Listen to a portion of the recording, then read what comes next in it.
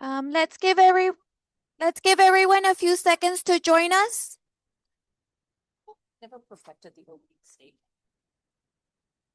I'm like, hey, let's do it. Okay. That's a good statement. Good Okay. statement. Okay. I don't know. I feel like it's supposed to be more formal. I like that though. Good morning, ladies and gentlemen. Please, you can, as long as you can from there or here, whatever. Just stir in that crust. Okay, we're ready to start.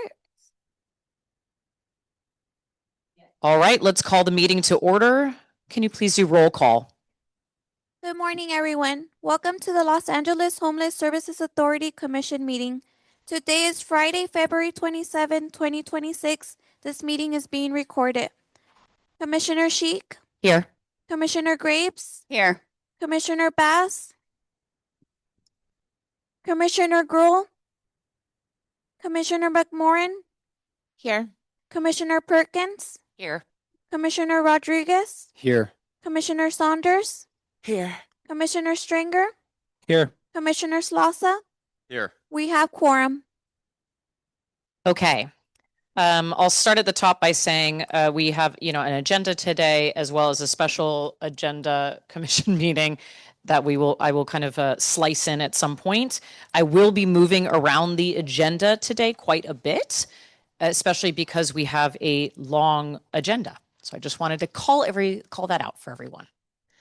So let's move into Saba. I think we have The Los Angeles Continuum of Care and LAHSA acknowledge our presence and work on the traditional, ancestral, and unceded territory of the Gabrielino, Tongva, Kizh peoples, the Fernandino, Tatavian peoples, and the Chumash peoples. LAHSA acknowledges the native people of this land as the land caretakers of our region. We acknowledge that homelessness did not exist before colonialization of this land, genocide, and governmental policies of erasure and land and wealth dispossession. We express our deep gratitude for the ancestors, elders, and protectors, past, present, and emerging, who steward this land. We recognize Hattie Canty for her fierce leadership as a significant labor leader and outstanding community organizer. Hattie Canty, born in rural Alabama in 1933, rose through the ranks in the hotel industry from a maid to becoming the first Black woman to lead the Las Vegas Hotel and Culinary Workers Union. Through the union, Canty advocated for fair contracts and improved the standard of living for Las Vegas hotel staffers. In 1990, she was elected to lead the Las Vegas Culinary Workers Union local. The next year, she started the longest strike in American labor history at the New Frontier Hotel and Gambling Hall. This strike lasted 6.5 years. Hattie Canty was one of the greatest leaders in U.S. history. And here's a quote. "The union taught me how to fight for what I needed and what I had, and if it was something I wanted, how to go after it." Thank you.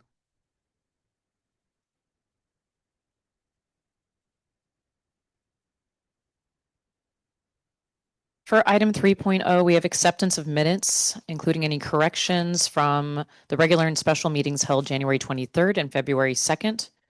Are there any corrections to this? Okay, then we will accept those. Thank you. We're going to go into the CEO report.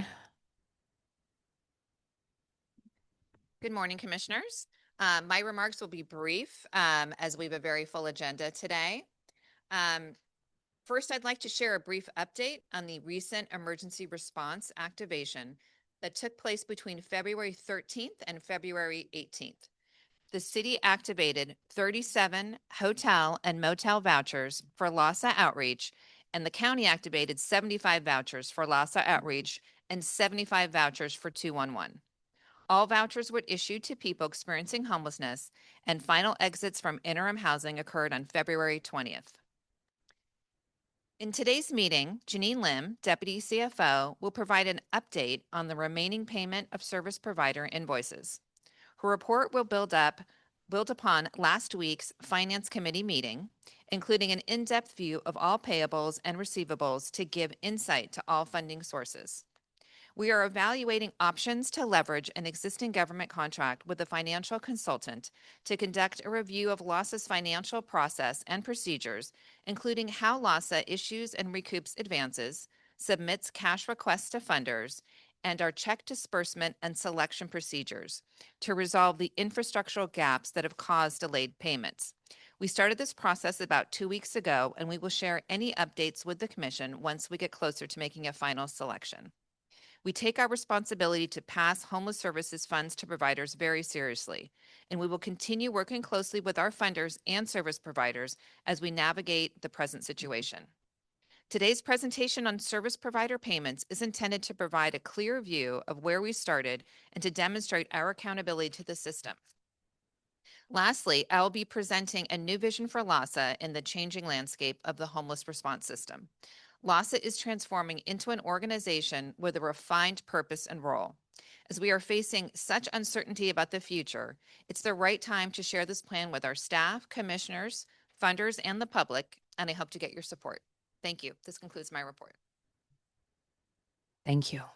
So let's keep going down the agenda in the regular order. We're going to take the consent calendar for right now. Sorry. So, a second.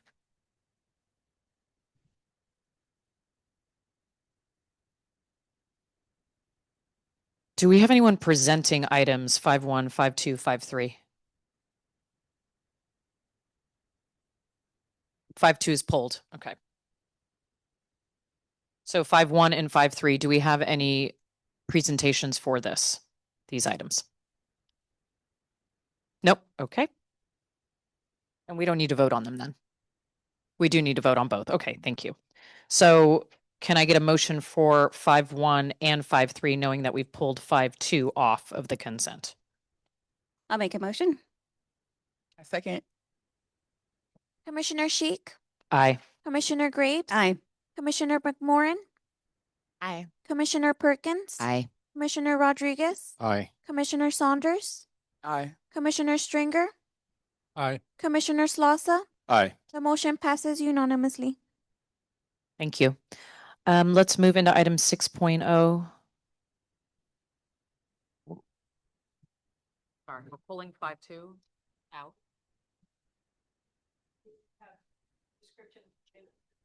Got it. Okay. Well, so we'll take 5.2 since we've pulled it out now. Thank you. Sorry, everyone. It's a moving target today.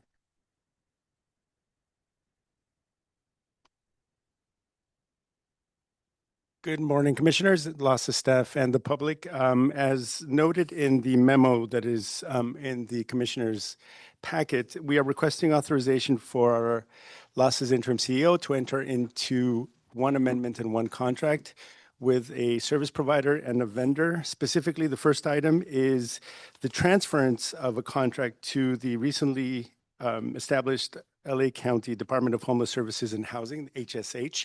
So this contract was actually executed in January with the LA County Department of Health Services, but because of the new established department, the contract is being transferred over. There are no expenditures, so the full $803,000 are going to be transferred over. Let me get my glasses. The second item is actually an amendment to add an additional $250,000 for the laundry truck, which is funded by City General Fund and City HAP. And this is so that services in Chinatown, Council District 1, can be expanded.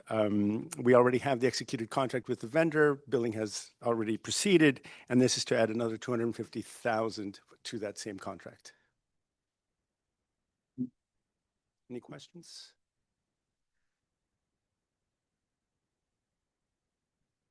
Seeing no questions, no comments, right, on this one? No. No comment. Do we have a motion? Move to approve. Second. Commissioner Sheik, Aye. Commissioner Graves, Aye. Commissioner McMorrin, Aye. Commissioner Perkins, Aye. Commissioner Rodriguez, Aye. Commissioner Saunders, Aye. Commissioner Stringer, Aye. Commissioner Slausa. Aye. The motion passes unanimously. Thank you. We'll take item 6.0, Daniel Fisher.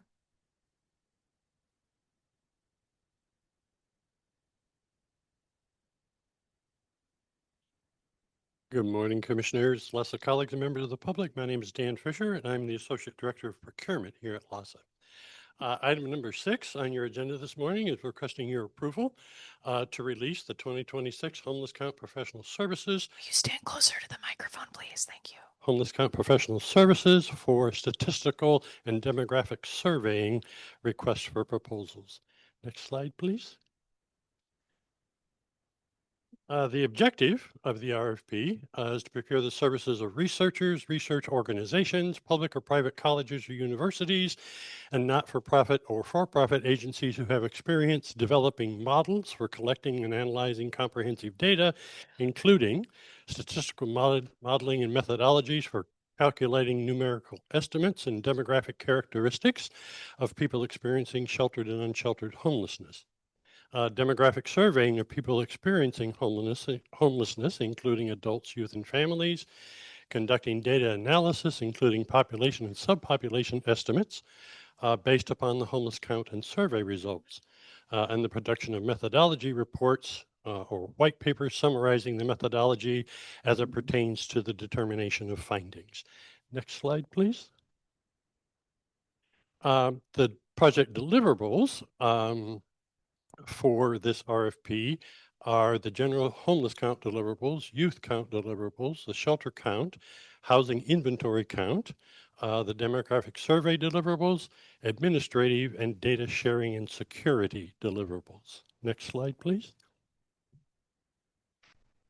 The RFP also requests that proposers make recommendations for various things that we would like to see improvements in the homeless count, that being the count, the enumeration of unsheltered families, unsheltered people using the transit system, unaccompanied women, unsheltered youth, unsheltered veterans, unsheltered youth attending colleges and universities, and better enumeration of the City of Los Angeles City Council districts.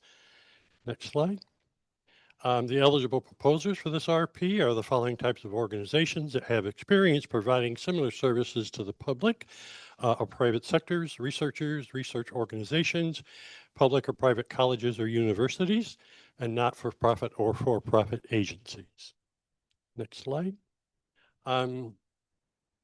We have potentially 1.6 million available, and that comes from city and county general funds and Measure A funds.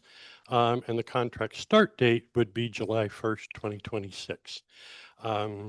The organization chosen through this RFP will provide these professional services for the homeless counts in 2027, 2028, and 2029. Next slide, please. This is our quality review scoring.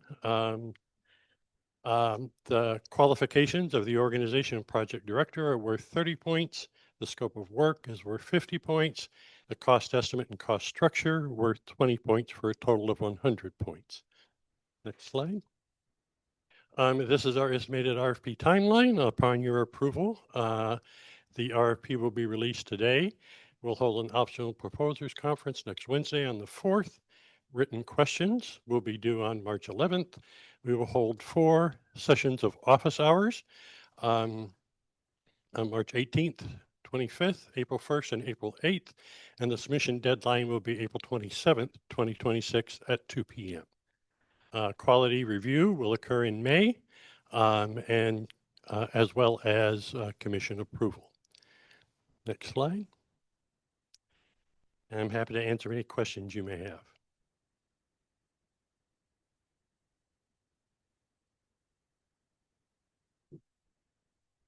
Okay, no questions.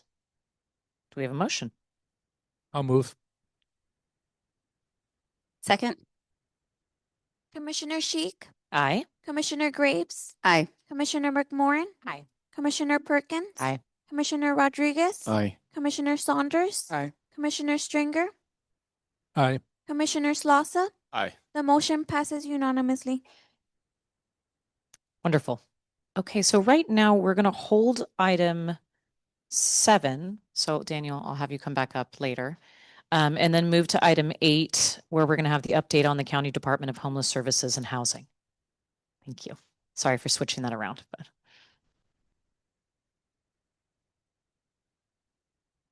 Good morning. Hi, Liz Benishai with the Department of Homeless Services and Housing, or HSH. HSH continues to prepare for the transition of many programs currently at LAHSA to the new department at the end of this fiscal year. I'm going to provide a brief update on some of these transition activities, and I'll hand off to Rodney Collins from the Department of Human Resources after that. As an update, on February 3rd, the Board of Supervisors approved HSH's $843 million spending plan for fiscal year 26-27. This plan prioritizes core programs and services that have proven most effective in reducing homelessness, with a focus on serving disproportionately impacted populations. This is the first commission meeting since that the passage occurred, so I just wanted to highlight the milestone. HSH is working hard to prepare letters to providers that will delineate allocations by program, and these are expected to go out in March. In preparation for contracting with providers who previously did not contract with Housing for Health, HSH has been supporting them to get on the Supportive Housing and Services Master Agreement, or the SHMA. We have hosted 3 trainings for the request for statement of qualifications, with more than 30 agencies attending, and 10 statements of qualifications have been submitted. We will continue to offer support and trainings as needed.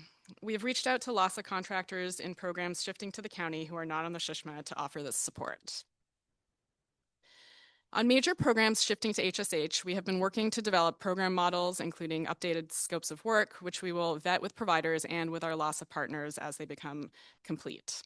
On TLS, our staff are also supporting with ramp down activities that our LAHSA partners have been leading and connecting with providers to ease the transition to the county.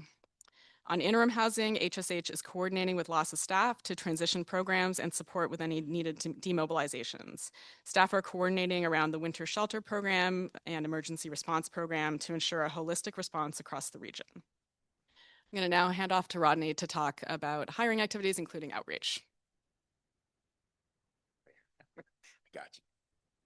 Good morning, folks. Rodney Collins, Department of Human Resources, Los Angeles County, Chief Deputy Director. Yeah,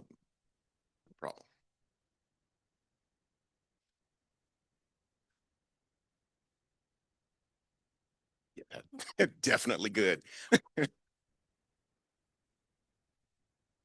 going to share a little bit of information with you all regarding our efforts to transition employees to Los Angeles County. We had a job fair on the 20th, last Friday, and we're currently focused on outreach workers. And we invited 95 outreach workers to attend the job fair with specific appointments relative to their request for locations around Los Angeles County, and employers to match them up with employers who had those opportunities available.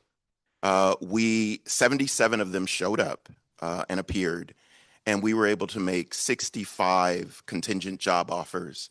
And that included actually going through LiveScan, and those are jobs that are actually moving forward. Let me tell you a little bit about where they're going. The Department of Mental Health hired 30 individuals last Friday. HSH hired 29 individuals. Department of Health Services hired 2, and probation hired 4 individuals. Now, there were 12 individuals, if you do the math, that did not show up, as well as there are individuals who did not reply at all to us. We made personal phone calls to them. We will continue to do that to get them there. And we have requested the union's assistance as well to assist with getting their members to the next job fair. Our next job fair will be in March. It'll be here, from what I am understanding, from your HR. We're coordinating that with your HR so that we do it in a location, a LAHSA location, so that we can get the rest of those employees identified for positions. Now, there are more positions than just the outreach workers. We've currently done a matchup of all of the relevant positions that Los Angeles County funds, and we've identified positions in the county that individuals match to. And that leaves about 159 positions remaining. We have met with the union regarding accounting, IT, and we are continuing to meet with them regarding the other classifications. Once we get through that, we will also do job fairs to bring on the additional employees with Los Angeles County. Are there any questions? Great. I was kind of actually curious. How many folks have been hired, or how many folks does the new county department comprise of right now? And what's the goal for, let's say, a month from now? Well, the new department. Oh, so yeah, you were talking about the transition of I'm everyone. talking about- Yeah, sorry. I do not, sorry. We're slightly different heights. I don't have the exact number. I believe we're somewhere between 600 and 700. Yeah, we can get you the exact number though. Yeah, these hires are in all departments across the county. Yeah, that makes sense. Great. Well, I think it's important to note that you're negotiating with the union on each of the different types of job category. So the focus led with HET, and so then it's going on. So there'll be more hires as more negotiations occur. Absolutely. Yeah. And we've already completed most of those, and we are moving forward through the admin positions. That'll be next. Great. Thank you. Thank you, folks. Thank you. Okay, so we are going to go back to item 7.0. Daniel Fisher, I know you just got settled. Please come back up. And then Commissioner Graves recuses herself from this item.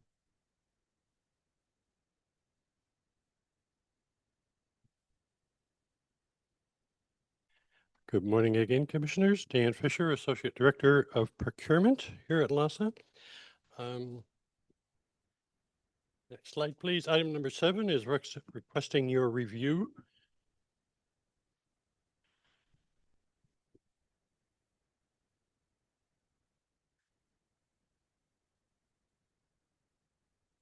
Thank you. Item number 7 on your agenda this morning is requesting your review and approval of the quality review results and recommendations for the 2026 City of Los Angeles Alliance Time Limited Subsidy Program request for proposals. Next slide, please. The objective of the RFP is to procure experienced time limited subsidy providers to implement a redesigned TLS services program, providing intensive case management, employment development support, housing stabilization services, supporting 2,000 permanent housing placements by June 30th, 2027, to fulfill the City of LA's obligations under the Alliance settlement. The RFP was released on January 21st, 2026. The proposal submission deadline was Wednesday, February 11th at 2 p.m. LAHSA received 39 proposals in response to the RFP. Next slide, please. In this RFP, we held a threshold review to ensure that proposers were eligible to apply and submitted a complete application. 11 of the 39 proposals did not pass the threshold review for various reasons that you see listed here. Either they were not RFSQ certified, or they failed to provide required documentation of their good standing with the Secretary of State, with the Charitable Trust for California, or financial statements. Next slide, please. This is our quality review scoring matrix. HMS data quality was worth 10 points. Prior performance on fiscal year 25-26 TLS KPIs was worth 30 points. Prior performance on income growth and rent payment was 15 points. Plan to meet City Alliance TLS outcome goals was 15 points. Experience providing services within the city of Los Angeles was 15 points, and plan for staff capacity was 15 points for a total of 100 points. Proposals must receive an aggregate score of 75 points or more to be considered for funding under this RFP.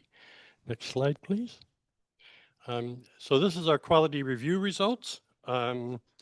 And I would like to draw your attention to a revised quality review memo that was distributed to you this morning. Through the evaluation and processing of one of our appeals, we became aware of formula errors in our scoring, which affected the total score for 13 proposals. The revised quality review memo that was distributed to you this morning shows the changes of those scores to be corrected. They're very minor changes. I think the largest change is like 0.33%. Some of them are like 0.1. And there were, the changes are so small that they do not affect the ranking of proposals or the recommendations that we're making this morning. I would just point out that only one of the score changes technically affected the status of a proposal. SSG's proposal went from 75 to 74.98. And SSG was not recommended for funding. So with that, next slide, please.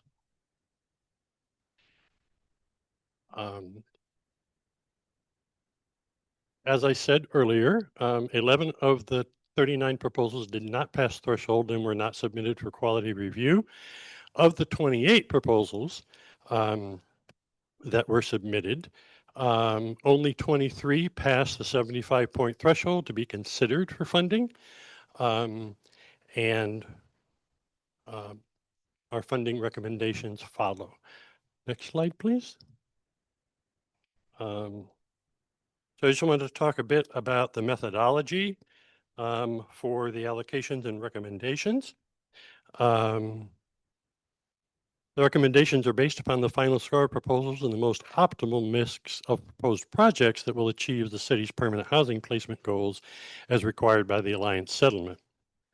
Because the TLS program operates on a 1-to-20 case manager to client ratio, all allocations were made in increments of 20.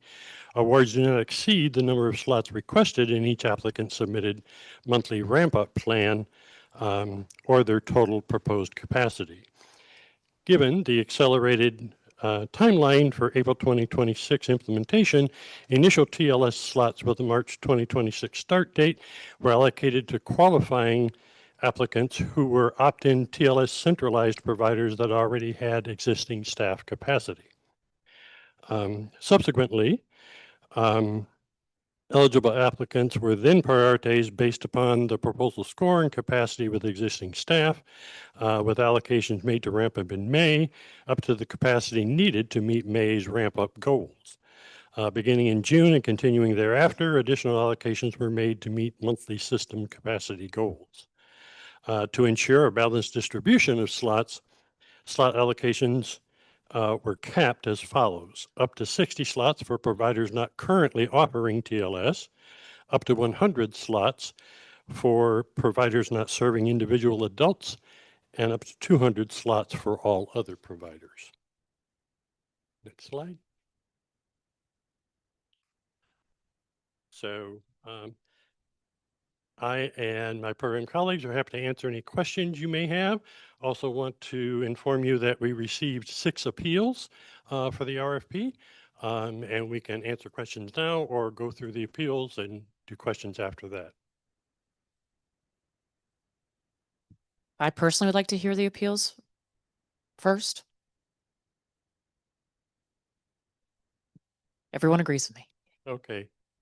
Our first appeal is from awake.org. Awake.org's appeal was based on LAHSA's decision to disqualify their application because it did not meet the eligibility criteria. All right, Daniel, do we have the appeals, copies of the appeals? They're in the revised packet.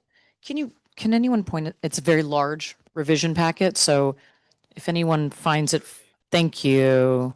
Thank you. Perfect. Sorry, Daniel, we're just trying to be with you. Thank you. Continue on. Okay. So the first appeal was from awake.org. Their appeal was based upon our decision to disqualify their application because it did not meet the eligibility criteria specified in Section 3 eligible applicants of the RFP. The applicant stated in their appeal that minimum program requirements and application information checklist, both in attachment D of the RFP, do not include RFSQ certification as a required item. Further, they asserted that they are an activated and approved vendor within Los Angeles County systems. Awake.org's appeal challenges whether LAHSA adhered to its established procedures and published RFP requirements and requests reconsideration of the decision to disqualify their proposal. Section 3 of the RFP, eligible applicants, provides a list of the types of entities that are eligible to submit proposals under the RFP. It reads in part, nonprofit or community-based organizations that are qualified as bidders for City of Los Angeles general funds through the LAHSA request for statement of qualifications. Further, this qualification, as well as other eligibility criteria, were talked about in our proposers conference, we answered questions in the written Q&A, and this was also reiterated in the office hour that we had. Based upon an evaluation of the submitted appeal, we determined the organization proposal was correctly disqualified in the RFP process.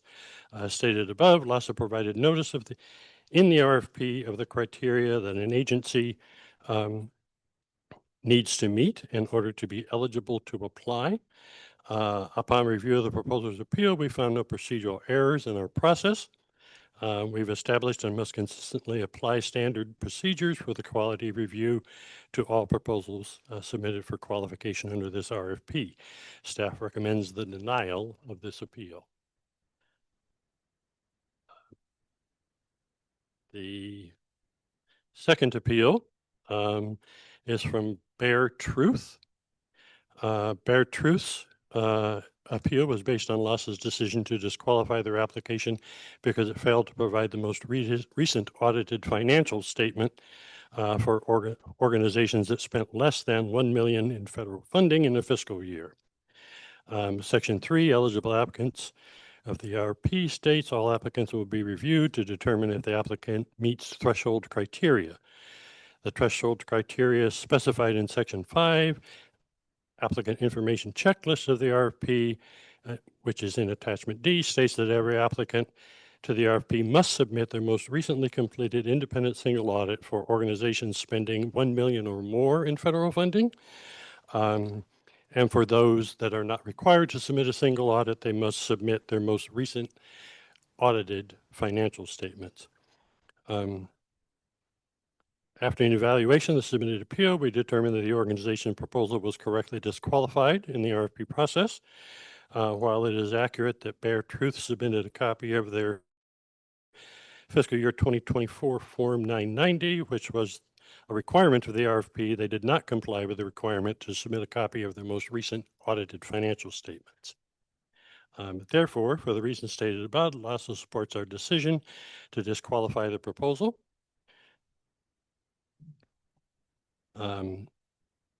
We support the good work that Bare Truth Incorporated does in the community serving the homeless population. The decision to disqualify their application from the RFP is not a comment on the organization's ability to provide homeless services, nor their commitment to serving the population. Staff recommend the denial of this appeal. The next appeal is from Family Promise of Los Angeles. Family Promise of Los Angeles appeal was based upon LAHSA's decision to disqualify their application because it did not meet the eligibility criteria specified in Section 3 eligible applicants of the RFP, specifically due to the fact that Family Promise of Los Angeles is not RFSQ certified to apply for City of Los Angeles general funds. In their appeal, the agency asserted that they are RFSQ certified under the organization's former name, Family Promise of the South Bay, and that they submitted evidence of their legal name change in supporting documents submitted with their application. Agency is requesting reconsideration of their proposal because the disqualification resulted from their name change rather than a lapse in their RFSQ certification. After a review of our records, it was determined that Family Promise of Los Angeles did not provide any notification to LASA of its legal name change until the submission of their proposal for this RFP. LASA acknowledges the legal name change of the organization and will update our RFSQ Exhibit 1 to reflect the legal name of the agency. However, in addition to the issue of RFSQ certification, Family Promise of Los Angeles did not submit evidence of reported key performance indicator data with their proposal, which was listed in Attachment D of the RFP as a required supporting document. Based upon our evaluation of the submitted appeal, we determined that the organization's is RFSQ certified to apply for city general funds and will update our records to reflect the legal name change of the agency. Further, it was determined that the organization's proposal was also disqualified because of there being an incomplete application in response to the RFP. For the reasons stated above, LASA supports our decision to disqualify the proposal. We found no procedural errors, and we recommend the denial of the appeal. The next appeal is from Harbor Interface Services.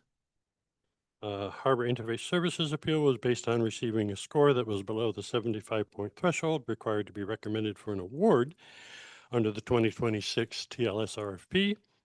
Agency requested an explanation of how their scores were derived and asked for LASA's reconsideration of its recommendations under the RFP. The appeal submitted by Harbor Interface Services addresses the scoring of their proposal, which does not meet the criteria for a process appeal, as stated in Section 11, Process Appeals of the RFP. Proposers under the RFP may only submit process appeals, which are appeals based upon LASA's failure to abide by its own established procedures in making funding recommendations. A disagreement with or objection to points awarded is not a sufficient basis for an appeal. Therefore, LASA supports our decision not to recommend their proposal. Based upon a review of the proposal's appeal, we found no procedural errors in our process. LASA is established and must consistently apply standard procedures to quality review to all proposals submitted for qualification under this RFP. Staff recommends the denial of this appeal as no procedural errors were identified in the quality review process. The next appeal is from New Reflections. New Reflections submitted an appeal requesting reconsideration of LASA's decision to disqualify their proposal due to not having submitted a completed ramp-up schedule and financial documents.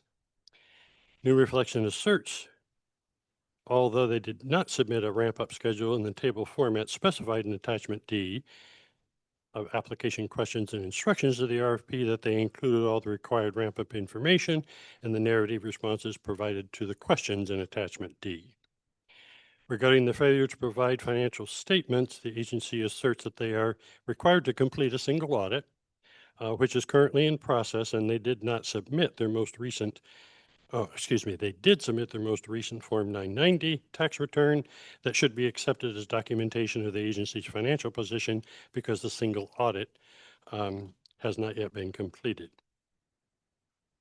Section 4, proposed ramp-up schedule with Attachment D required applicants to submit a ramp-up schedule and a specified table format indicating the number of TLS participants the agency will be able to support by the first of each month from April 2026 through January 1st, 2027.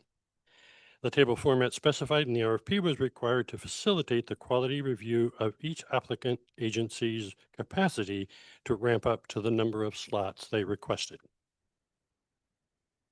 Section 5 of Attachment D which is the application information checklist, required applicants to submit their most recently completed single audit if required based upon the agency's expenditure of federal funding. If organizations were not required to complete a single audit, they were required to submit a copy of their most recently completed audited financial statements.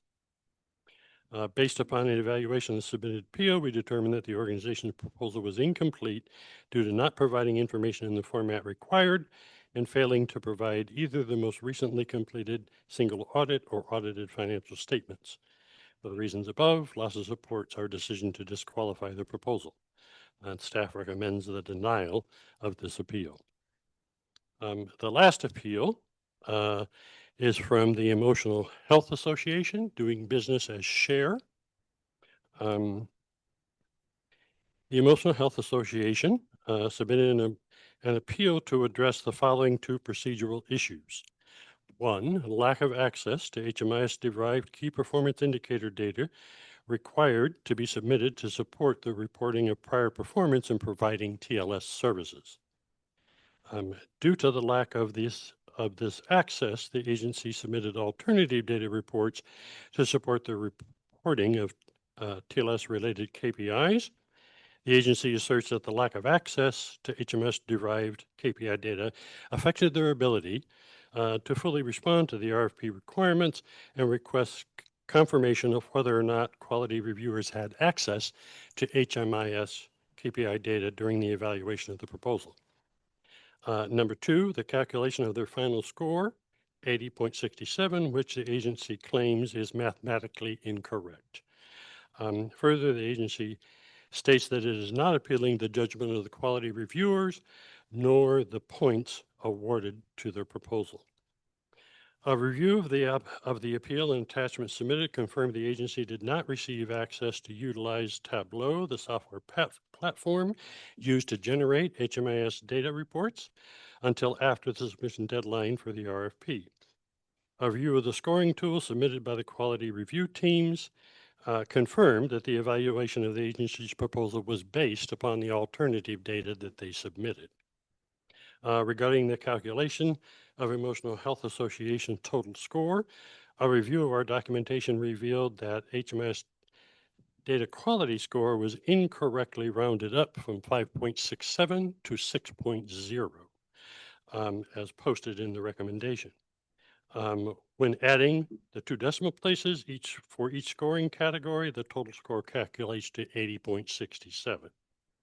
A thorough review of scoring calculations for all proposals revealed that 13 of the total scores were affected by this rounding error and resulted in minor changes to the total scores. These minor changes do not affect the ranking of proposals or the recommendations presented here and will be corrected in the final documentation for this RFP. Based upon an evaluation of the submitted appeal, we determined that an Emotional Health Association identified two procedural errors in the RFP process. Staff recommend the approval of this appeal, as procedural errors were identified in the provision of access to HMIS data and the calculation of the total score. Approval of this appeal does not affect funding recommendations presented for this RFP. And I'm happy to answer any questions you have. Before we go into that, can the record state that Commissioner Bass is present?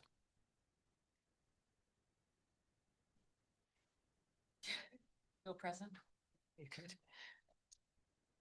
I'll go then if I can, Dan.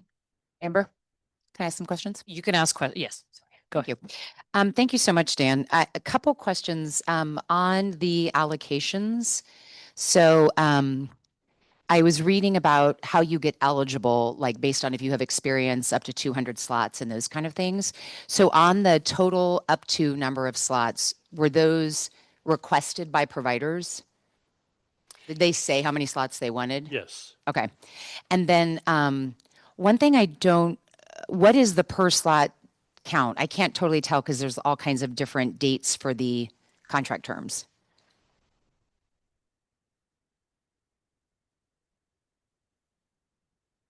I mean, I could do the math, but I just thought, does maybe programs knows how much the per slot cost is?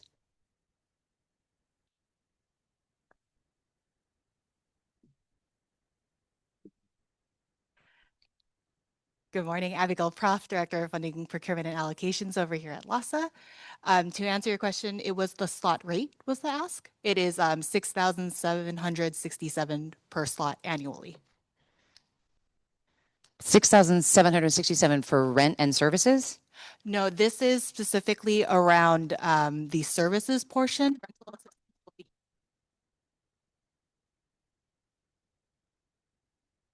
Just the services, because the city is just going to administer the rent directly? With the fiscal agent home. And so that money won't come through LASA? No. Okay. One question I also have is how are the contract terms are very short. So like some of them are September to February. We know how long it takes to execute new contracts. How are providers going to maintain staff as they wait for the new contracts to come on what I assume will be your leases signed for the clients? So the contract terms that are noted there in the recommendations are aligned to the budget availability that we have that we received from the city. So at this time, the budget is from March to February within our incoming funder agreement. So that is aligning there. And then when we renew with our agencies, that will be again from that March period on until we reach the goal of this project. So given how long it takes to pay, no one's alarmed by that? Because if they're still in the middle of offering services for someone in an apartment, February 28th, when do you, based on historically, when contracts get executed with the city, when do you think they'll get more money? If you can base it on history, what's an average time it takes to pay on TLS from the city? Or the county, whomever? I understand the concern, and I apologize because I'm not as familiar on the average times. Ballpark. 2 months, 6 months? And I think it's important, Abigail, because we're going to be here having the 911 calls in February from providers.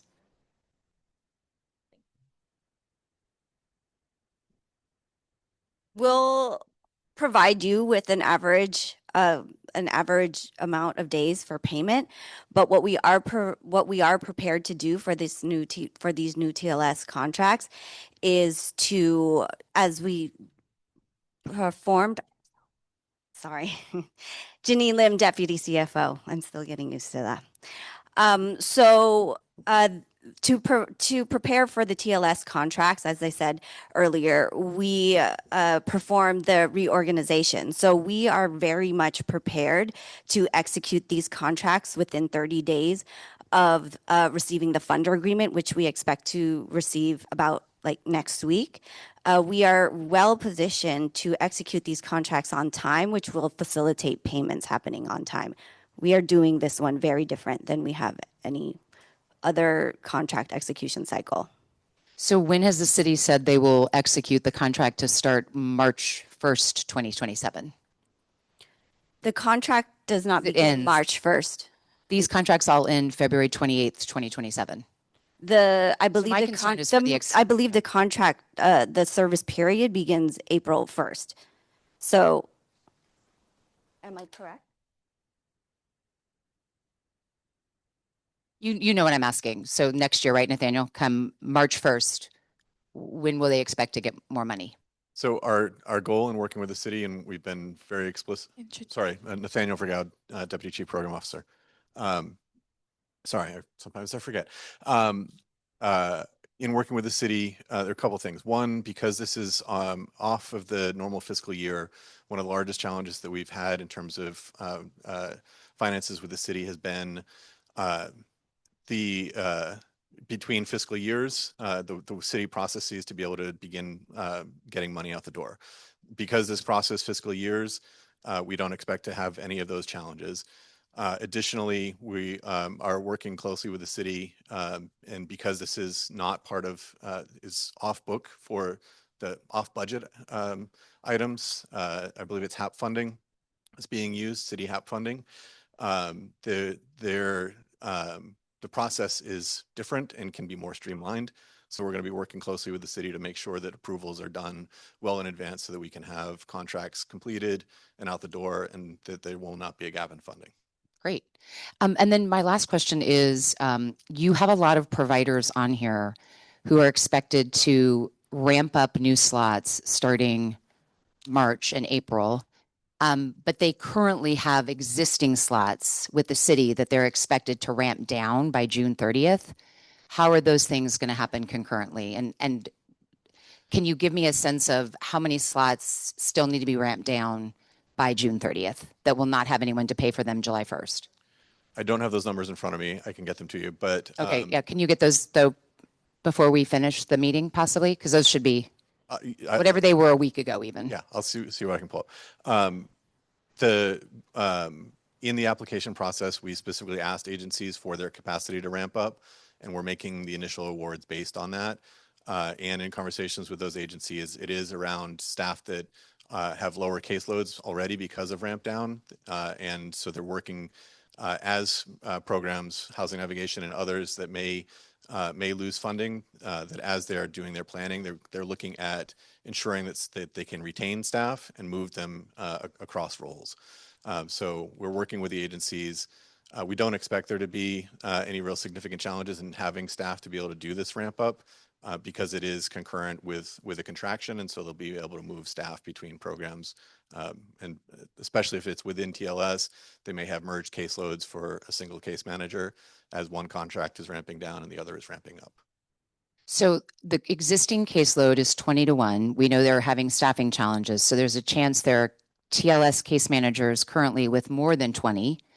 And then those same case managers are going to be said, go help the new people, understanding that then they can transition to the new contract, but they still have people in TLS. What we're doing is working with the agencies not to overload their caseloads, but for case managers that have already started, that they've had ramp down and have less than 20 on their caseload, that they would be assigning slots so that they would be at the 20. Additionally, as they're ramping down any other program, they're looking at being able to train staff and move them into these roles so that they're across their agency, they're reducing the number of layoffs that they may have to do with the funding contractions that they're experiencing. So this is their plan, and I know y'all are executing this for them. Just for the record, I think it's going to be very, very, very, very difficult to do what you just said, particularly when we still don't know, and hopefully you'll tell us shortly, how many people in TLS on June 30th paid for by the city will not have anyone to pay for them July 1st. So that's the question. But thank you. So I wanted to ask a few questions, but since we were talking about ramping down, can somebody explain what ramping down means? What does that mean? So we've presented a couple times here at the commission and have been regularly presenting with the Programs and Contracts Committee. So since you're not on the Programs and Contracts Committee, you may not have seen the regular presentations. What we're talking about in terms of ramp down is that towards the end of last fiscal year, it became apparent that because of the delays with HAP 5, that then caused delays with HAP 6, as well as contractions from the state for funding through DPSS that was impacting families with the HSP funding, compounded by other sources of funding that were ending, including the encampment resolution funds, round 2, that there was going to be fiscal challenges by the end of this fiscal year, essentially a fiscal cliff. So back, I don't want to misspeak on the dates, but I believe it was in March of last year, we informed all the agencies that had time-limited subsidy contracts that we were going to be stopping new enrollments, new housing placements, so that we could be ensuring that we had a clear number of households that were currently housed in the TLS contracts across the county, so that as we were putting out allocations for the year, we could ensure that no household was going to be just cut off at the end of last fiscal year because of cuts into this fiscal year. What we ended up doing is adding additional. To know what it meant. Yeah, so we're ramping down the number. You're going through. Sorry, I'm just trying to make sure It's who still will have funding July 1st and who won't. Excuse me. Does ramp down mean you lose your TLS slot? Our goal Where's is to not going the person. Our goal is to not cut anybody off, but we're not refilling slots as people attrit from the program. So we worked with our we're working hard with our permanent supportive housing team so that folks can be who are eligible for permanent supportive housing can get connected to vouchers to be able to transition in place. So their funding is no longer through TLS, but is through a voucher. And that So the hope is to keep them housed somewhere Yes. using another form. or that we're transitioning them to independence and self-sufficiency. Independence and the TLS program is self-sufficiency. designed to have regular turnover. The big piece is that we're really ramping up agencies to be expediting that turnover. So it worries me that, exiting to independence and all of that. I don't know what that means. I mean, how many of those people, and this is rhetorical, how many of those people that are ramped down wind up on the street? It looks like she wants to answer. Please. I don't know why I want to answer this, but Bevan Kuhn, Deputy Chief Analytics Officer. Right now, we have about 1,400 households that still we need to find pathways either to permanent supportive housing or, like we said, to countywide, that we need to find alternative households, whether that's them building their rent and moving on, which there are a lot of people who are showing that they're able to build their rent and graduate off the subsidy. And there also is a high permanent supportive housing need. Looking at historical trends and how we've been able to ramp down, meaning find alternative housing for these individuals, whether that's through independence or through permanent supportive housing, it looks like currently at the end of the year, there might be about 500 households without who we aren't able to meet that target. And we are currently working closely with the city and the county to figure out who those individuals are, what the profile is. One of the complication is a majority of the programs have braided funding. So taking it apart and saying, you're a city person, you're a county person, you're a HAP person is part of the challenge, which is why we work closely. You got it. Thank you. Do you track how many of those folks wind up on the street? Yes, we will track that 100%, and that will be part of it. And it also gets complicated too about individuals who aren't engaging at all and what policies we want to take if you've been on the subsidy for 30 plus months and you aren't engaging at all with the case management, how to handle that situation as well. So there's some hard decisions that we have to make as a system on what to do with some households as well. So, and those are all discussions that we'll be having. Have you tracked them in the past, or you're saying moving forward you will be tracking that? We track in the past, and you said 85% retention. We have about 85% housing retention rate across our time limited subsidies. So when the TLS ends, they continue in some form? Yes, whether that's through shallow subsidy, whether that's through going to permanent housing, and we can see when someone comes back into the system. So if you were housed on time limited subsidy and you come back a year later, those are also trends that we track over time through our system performance measures to see how many people are falling back into the system. Yeah. Because I think that, is probably a really good way to go, but I want proof. I want to know an evaluation. What is the outcome? So let me switch now over to the RFPs and all, and we talked about those that qualified. I think you said it was over $6,000, almost $7,000 went to supportive services. It says that the objective of the RFP are looking service providers who will be providing intensive case management, employment development support, and housing stabilization services. How do you evaluate that? And then when you do TLS housing, these folks are placed all over, correct? They're not all in one building. Correct. So how are services provided? How is it tracked and measured for outcomes? Not just I knocked on a door, nobody answered, and then I move on to the next person. Yeah, we're working really closely to kind of develop our tracking mechanisms of that. And there's a cost benefit from the administrative burden of recording everything and the time actually spent in the field.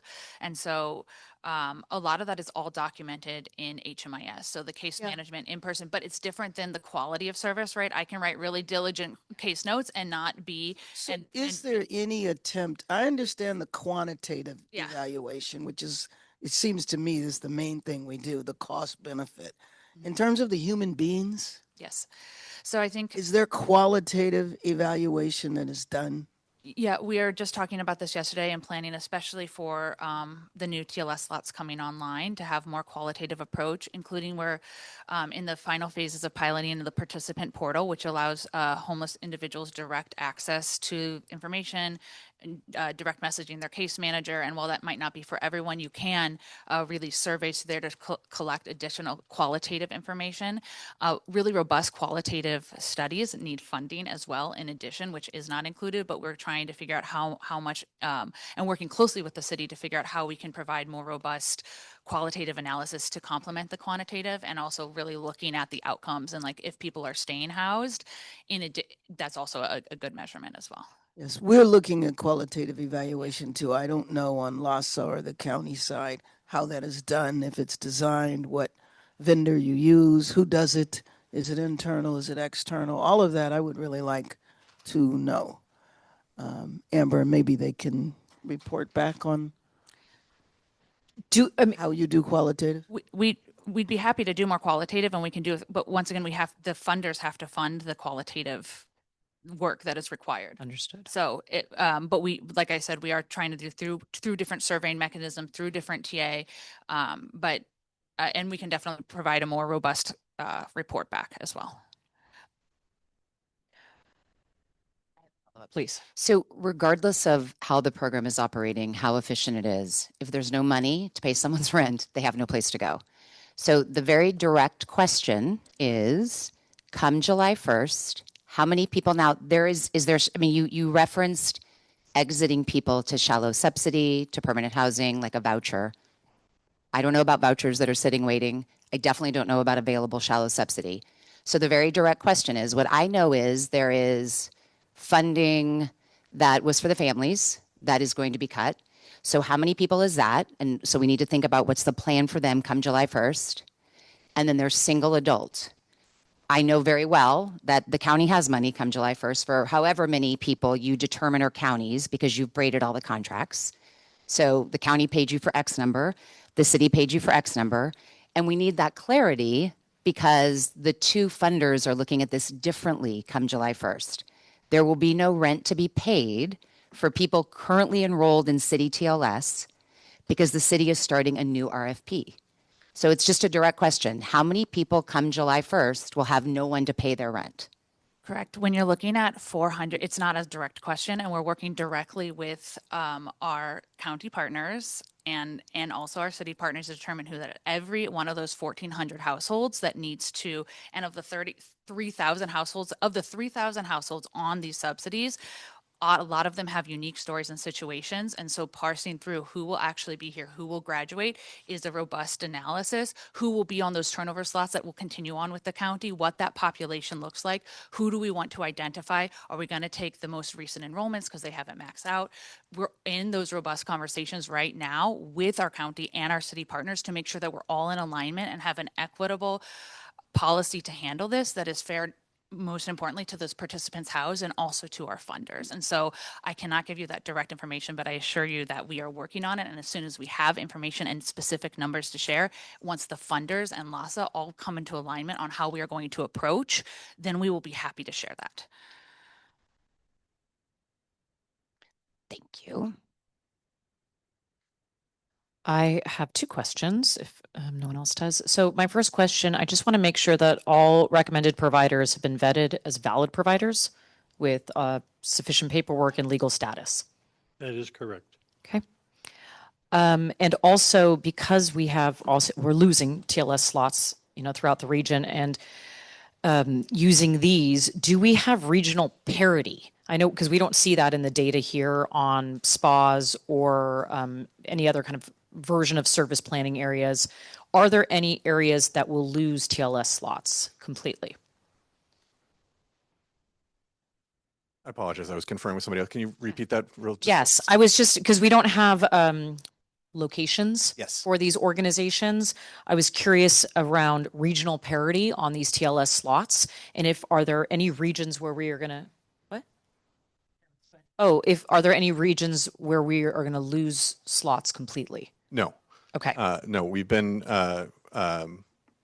in the application process. We asked agencies to indicate areas that they would be willing to serve. Great. Our goal is both to be closely monitoring for equity of access from shelters, but also in terms of where people are living. We're not trying to control where folks are, but trying to align services and providers where they're able to lease up because somebody from the west end of the valley may find housing in South LA, and we don't want a provider who's planning to serve folks in the west end of the valley to have to drive all the way to South LA to do that. So we're going to be doing pairing as folks find units to lease up. Thank you. I appreciate that. Just not clear here. This isn't county. This is a city program. Yes. Yeah, it's in the city of LA. So yeah, sorry, not spot. I was saying Yes. like whatever the service Parity planning in- area, Yeah. parity within the city. Correct. So can I Yeah, ask you what? please, please. Could I just, with the appeal that was made, there was one appeal that was successful, and I just want to understand on that one. What concerns me is with that one, it's a provider that's claiming that they didn't have access, and indeed they doesn't to adjust the items they needed to adjust at HMIS that was part of the evaluation. Could you just expound on what the issue there was and why that provider didn't have access? So just briefly in terms of access, there's a variety of ways that agencies can access their data that all agencies have access to. Additionally, our data teams, and Bevan, if you want to expand on this, feel free. But additionally, we've built out a number of dashboards that allow agencies to be able to see in real time their program performance data and their fiscal data. We've informed all agencies of these dashboards in myriad forums and directly, and to be able to access those, you have to have access to Tableau. This agency had not gotten the licenses, had not followed through to get the licenses, and didn't have access, therefore, to Tableau. We did a lot of work during the application process to ensure that any agency that reached out, that we gave them the data that they would have been able to access themselves on Tableau. That didn't happen with this agency. In the end, I'll let Dan speak to any impact that it had in terms of score. But that's the basics. So it is issue that the provider was Share Self-Help and Recovery Exchange didn't have the license that they needed for Tableau, so they couldn't then update their information in the system. No, not that they couldn't update the information. They couldn't see the dashboards report what the information is in the system. They have access to HMIS and are and should be actively inputting their data in a timely fashion. The Tableau helps folks see what the reflection of that. Tableau's report, the report out. So they couldn't see the reports, basically. So they could have access. They inputted their data into the system, but they couldn't see the reports because they didn't have a Tableau license. But there's access through Looker, which is a tool that all agencies have access to that would allow them to be able to access that. And just one other question on this, just a suggestion on future RFPs. One thing I thought was interesting is that this process doesn't look at history of these organizations in terms of the outcomes that they've achieved in terms of our RFP analysis. Because I think kind of to the point of Mayor Bass, I think that's what we're trying to, in general, that's what I believe we should be trying to shoot for is positive outcomes. And I think that there's probably a lot of inconsistency among these organizations that we award these grants to in terms of the outcomes they get. Because time-limited subsidies are time-limited subsidies. They're going to run out at some point, and our goal should be to position the people who are receiving those to be able to have a good outcome once that time limit is reached. And my guess is there's a lot of inconsistency in these groups that are doing work. And I happen to know that some are excellent at this and others are not as good. And I think that would be good to inform the way that we approach and award these grants. So that way we can reward the organizations that get good outcomes, because we're trying to get people to get to independence, to help them thrive, to get in a position where they can do a good job on their own. And that's not reflected in this RFP process at all, as far as I understand. And I think that maybe in the future, it would be good to focus on those outcomes and the success of that. And maybe I'm off, or maybe I'm missing something, but just a note on that.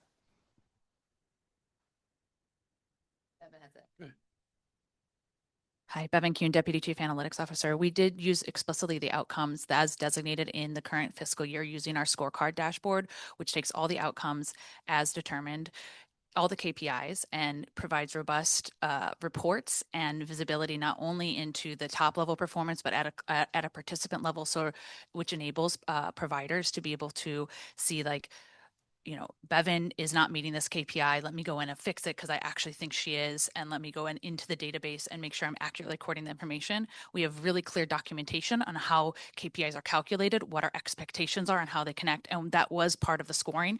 And those report outs were part of the RFP process. That's in Tableau. That would be one way to look at that in Tableau. Correct. All the documentation is public on our website, whether you have access to Tableau and the actual infrastructure behind that or not.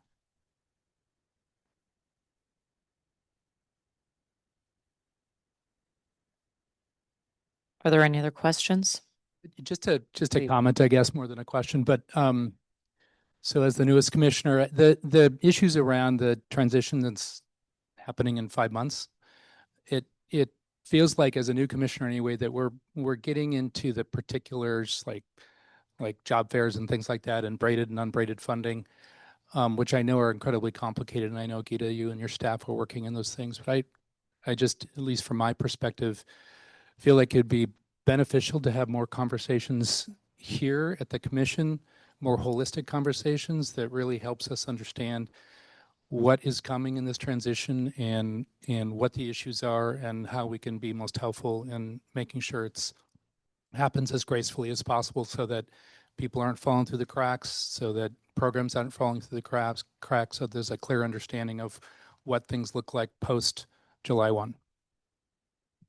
Absolutely. More to come on that.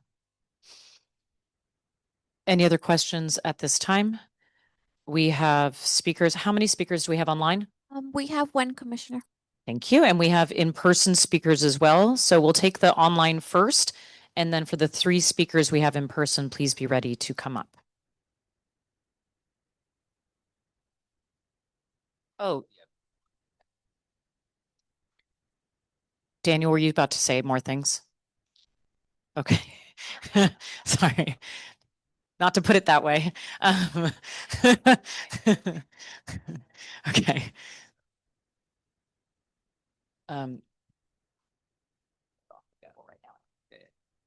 Please. All cast, you're welcome to speak.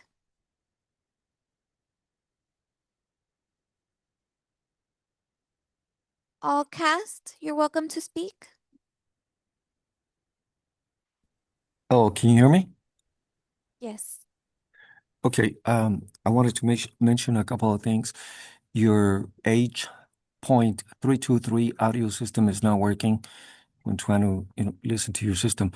That's one thing. So you probably need to look, check your providers. Anyway, and I need to, the main question that I have is how to report abuse of clients by providers like PATH, like FAH, like Mercy House, and others. I have been a civil rights activist, and I found that every time these entities are abusing their clients, when I challenge their behavior, I have been an activist for 50 years. So I know what I'm talking about. And when I challenge their behavior and issues that are happening, they all try to abuse me and even try to silence me and even quash me. One of those entities even had me arrested, but not following through by charging me with anything because there was nothing to charge me with. But yet it was an attempt to quash me. Also, Commissioner, we have 2 more speakers. Okay. Sherry Weaver, you're welcome to speak. Good morning. Sherry Weaver with Harbor Interface Services. We understand that the appeals are limited to instances in which LAHSA has failed to adhere to its established processes in making recommendations. We have concerns regarding the scoring outcome and the lack of transparency in how these scores were determined. In 2 instances, 30 points were allocated for prior performance. Harbor Interfaith received 19 points. We provide services to families, adults, and youth. Families exited to permanent housing were 99%. To adults is 100%, and youth were 52%. Don't understand how they came up with that score. The second area was 15 points for growth in rent.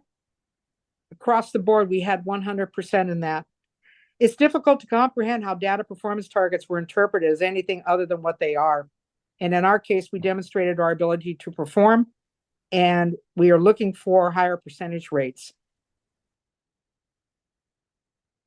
Araceli Couch, you're welcome to speak. Yes, my name is Araceli Kawich, and I live in Boyle Heights, And I'm the one they doing some support for the unhousing people. Close to my home, I'm having a campament that we just working with it for a couple years. We don't have the lights because they're still in the copper, but we the one that give us some food, and we find the support on the different resources to them. But we need some more help because I'm a nonprofit, but I don't have any none grant or MPGs. I don't have anything. Whatever we do by our packets, and I think it's time like a small nonprofits. They doing a lot of work for our community because the people in Boyle Heights, they know who is Hummingbird Hope LA and who knows who's Araceli Witch. I'm indigenous and speak English little bit, but my first language is Mayan, my second is Spanish, and One more, Commissioner. Jason Robinson, you're welcome to speak. Hi, this is Jason Robinson with Emotional Health Association.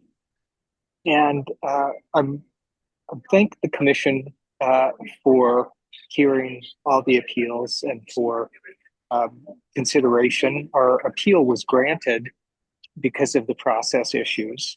And in that, we demonstrated that we did not have access, counter to what Mr. Virgao said. We were not able to update our scores despite our efforts to gain access for a year. We were not able to update the KPIs to reflect accuracy. We've worked with 2 different case managers at LAHSA, and it was finally resolved after we got a help ticket. We did not get help through the application process other than LAHSA staff telling us what was in the system, even though that was inaccurate. Nonetheless, our Are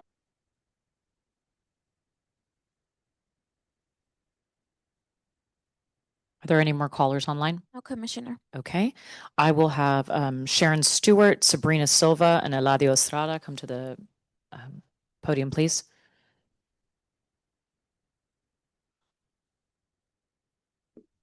Good morning. My name is Sharon Stewart, and I'm speaking on behalf of Harbor Interfaith Service. Sharon, you just want to do the mic closer. Sorry. Sure. Is that better? Okay. Speaking on behalf of the Harbor Interfaith Services regarding the City of Los Angeles Alliance TLS program RFP. We were not selected for the funding and have submitted a formal letter of appeal. We have serious concerns about the scoring process and the overall lack of transparency in how the awards were determined. Harbor Interfaith Services has long been a trusted pillar within SPAR 8, consistently delivering strong outcomes and reliable support to the community we serve. According to data pulled from HMIS for fiscal year 25-26, our programs continue to meet and exceed established performance targets. Given this record, we were surprised and deeply concerned by the results. We respectfully request greater clarity regarding the evaluation process and look forward to a timely response to our appeal. Thank you for your time and consideration. Thank you. Eladio. Good morning, Commissioners. My name is Eladio Estrada. I'm the CS Youth Regional Coordinator for Harbor Interfaith Services. I'm here to appeal this decision regarding the City of Los Angeles Alliance Time TLS program RFP contract next year. At Harbor Interfaith Service, we have remained fully aligned with LAHSA's guidance. We meet bi-weekly with LAHSA partners, maintain strong working relationships with their staff, and consistently adhere to the SRS requirements.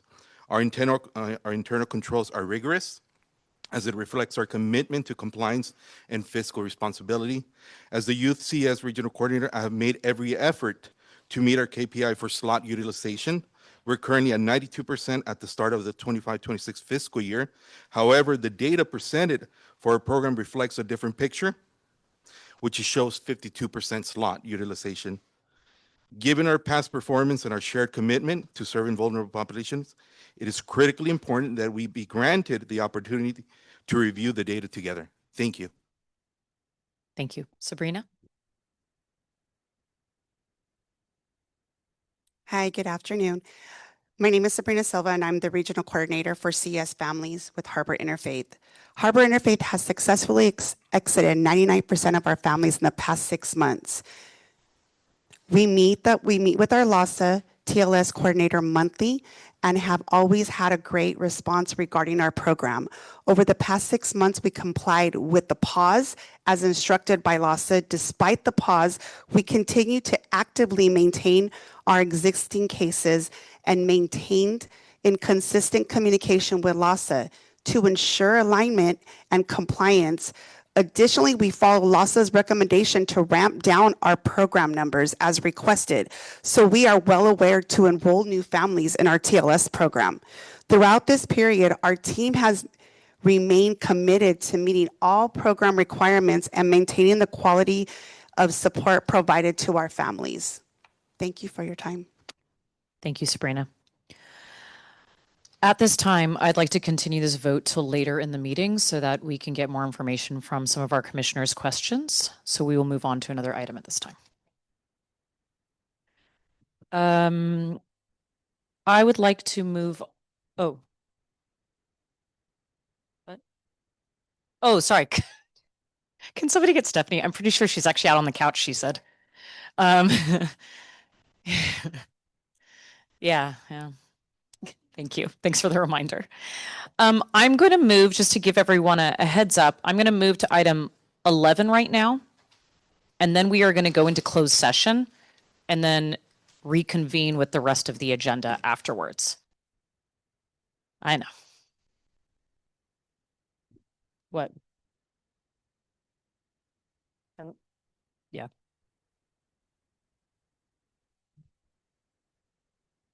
Bio break.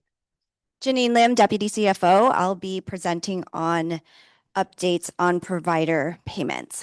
So I'm going to do a little recap for everyone who was not at the Finance Committee meeting. To briefly state our root causes for delay payments. As I had mentioned before, LASA suffers from a few issues that are causing delays in payments. First, you can go to the next slide. We have policies and procedures that are outdated and incomplete, causing inefficiencies and disjointed interdepartmental workflows.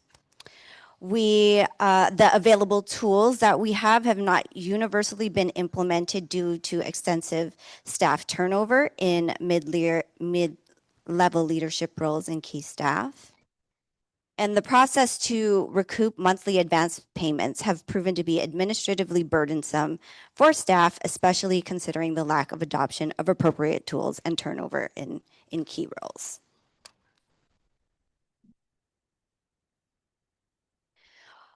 I'm going to restate some of the mitigating procedures that we are doing. We have loaned staff from other departments to bolster up invoice support. We have added a special projects coordinator to project manage short-term solutions. We are bringing in temporary staff to support in invoicing, processing, and accounts receivable and treasury units. We are engaging a consultant to help build dashboards and workflow tools to facilitate communication across the departments. And we have started a search for a consultant to perform financial diagnosis, which will highlight the areas of our process improvement.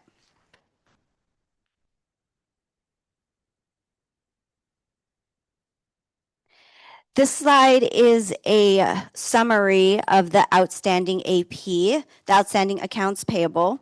So what is owed to service providers, the sum of accounts receivable, what is owed to LASA, and the last column will show what we have dispersed to service providers since January 1st. From the city, we have an outstanding AP to service providers of $41.1 million. We have an outstanding accounts receivable owed to LASA of $44.7 million. We have dispersed $47 million since January 1st. For the county, we have outstanding AP of $22.9 million. We have outstanding AR of 26.9 million. We have dispersed 50.3 million since January 1st. For the state, we have 3 million of AP, no outstanding AR, and we have dispersed 14.8 million since January 1st. Private funding is owed 10 million. Sorry, 10,000. Federal, we have 1.3 in AP and AR is 628,000. We have dispersed 12.5 million. We are at a total AP of 68 million. We are at a total AR of 72 million, and we have dispersed since January 1st, 125 million. Since we last met on February 20th, we have dispersed 10.3 million. That represents 213 separate invoices paid. We released February advances against Measure A. We released 4.4 million of Measure A and 1.3 million of Measure H. 11.6 million has come in since February 20th. The main drivers of our AP, our aging AP, on the city side are the Inside Safe program, and the main drivers of the aging AP on the county side are the Measure H dollars.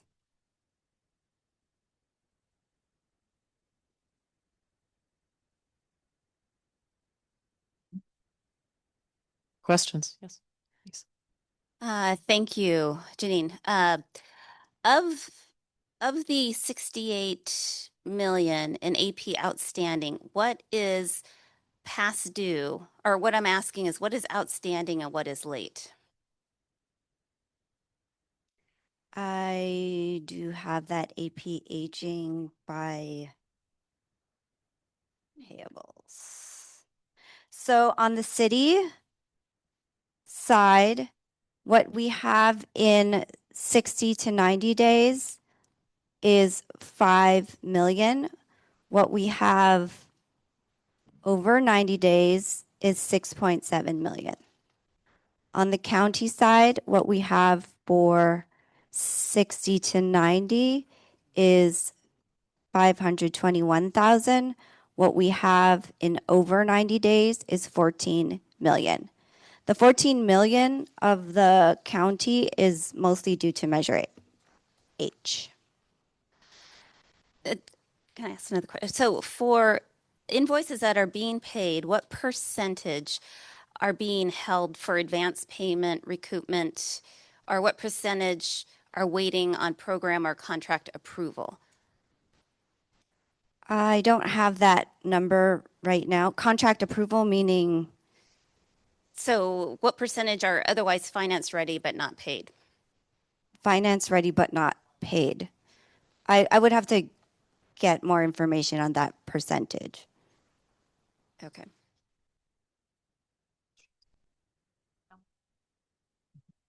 Thank you. So I want to be a little bit more clear, if I can, on the root causes for delayed payment. You don't list anything about actually getting paid by the funders, which feels like a big issue a lot of times that comes up when we have conversations. You just don't have the money. So I just feel like that's a big one too. Sure, that is a driving factor as well. Yep. And then I think it's important to be clear, just so we have an understanding. You're referencing, because I want to understand this, on the county AR, you said it's primarily because of Measure H. Mhm. So I know what I think it means, but I want to hear what you think in terms of, because I don't want the county to be late on something that they owe that you've paid. So did you send in an AR request, for example, months ago that has gone unfulfilled?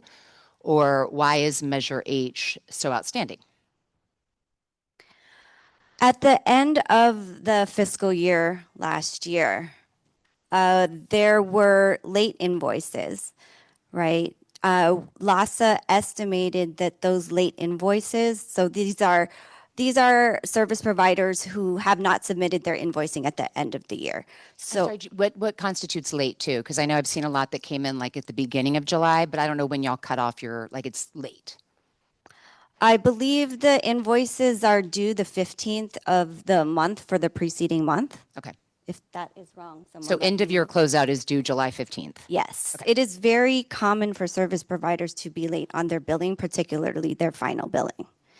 So the estimate that LASA made at that time was 15 million. So the county allowed for 15 million to roll over into measure, to carry over rather into Measure A. However, in reality, what ended up coming in was in excess of 15 million, in about the amount of 11 million ballpark. So there was no designated funding for that 11 million.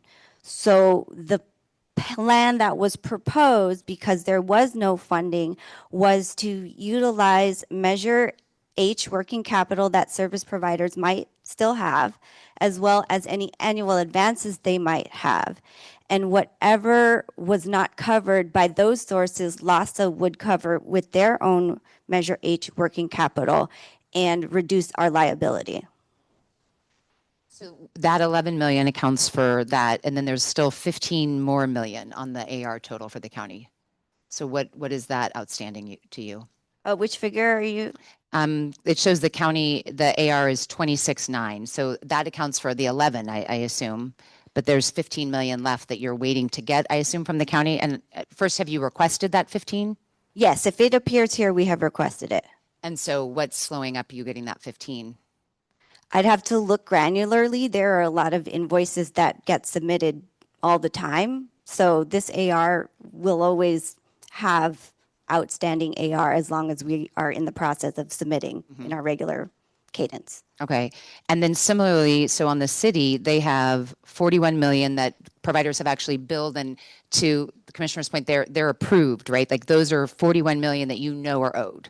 Yes. Because there's going to be tons more in the AP that just aren't approved yet. They're in process, right? Yeah. What is represented in here, yes, is approved and ready to be paid. There is an amount that is in review that is not represented here. Yeah.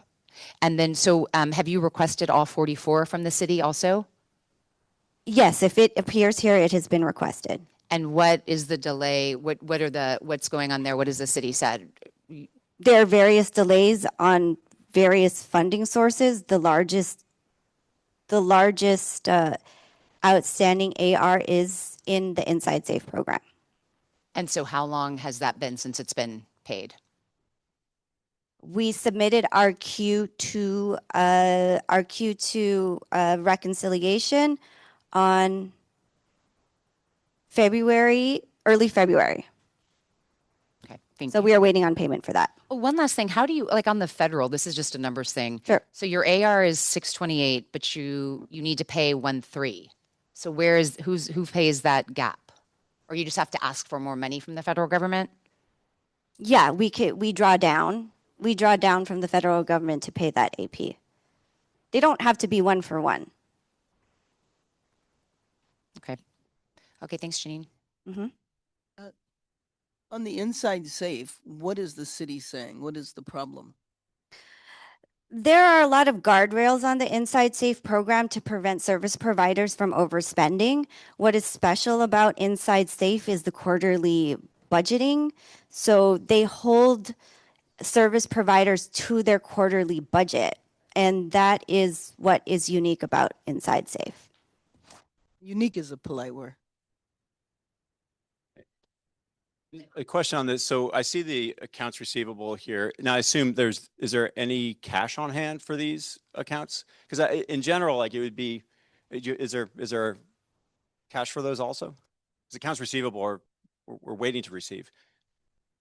Right. Yes. When we are paid on the AR is when we can release the AP. So so all these accounts have zero cash balances then?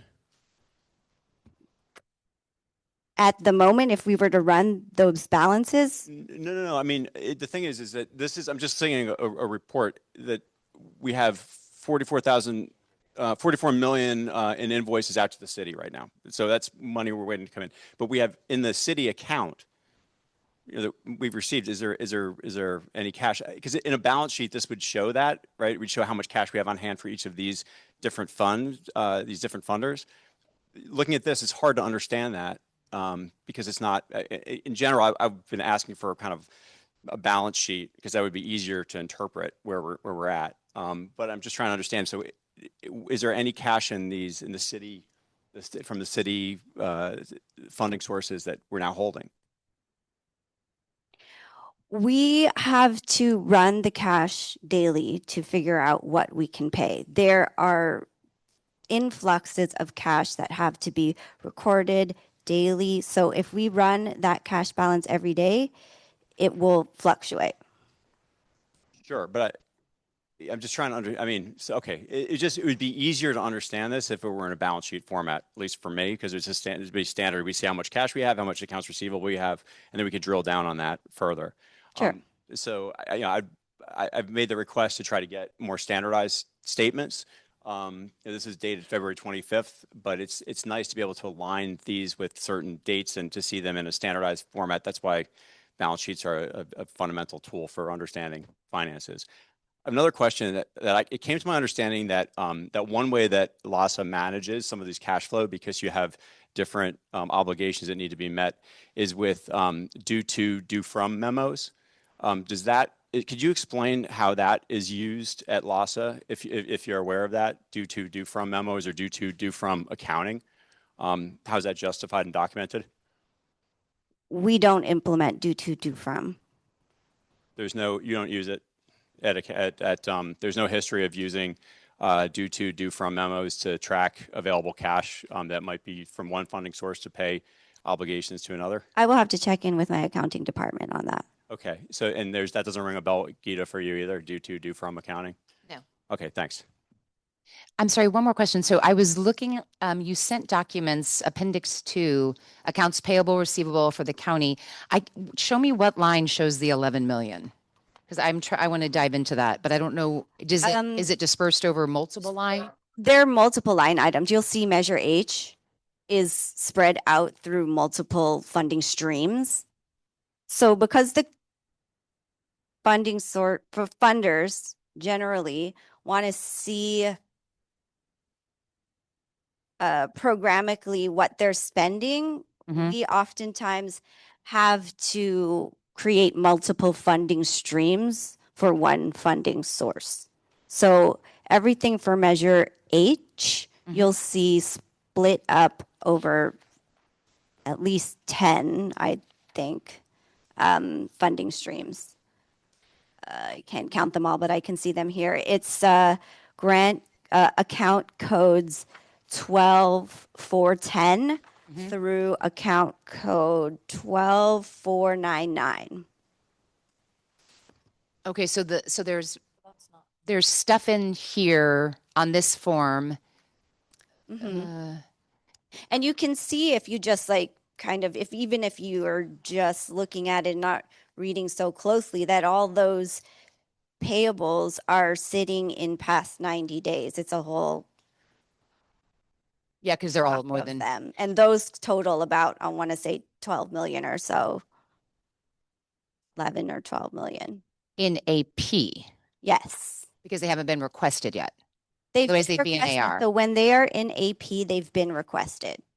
But the AR doesn't add up. We're looking at two different, I can see your paper. I'm Page 127. Page. Appendix 2, which I think lists all of I would assume should add up to the other chart we were discussing, which is your AP and your AR. This designates it by. Yeah, if you look at the Measure H, it should line up also with the Measure H that's appearing where the section of aged payables. Those should be the same. So it's not. From quick glance, Janine, it's not, but maybe I can. Okay. Well, I can also point it out to you after. Okay.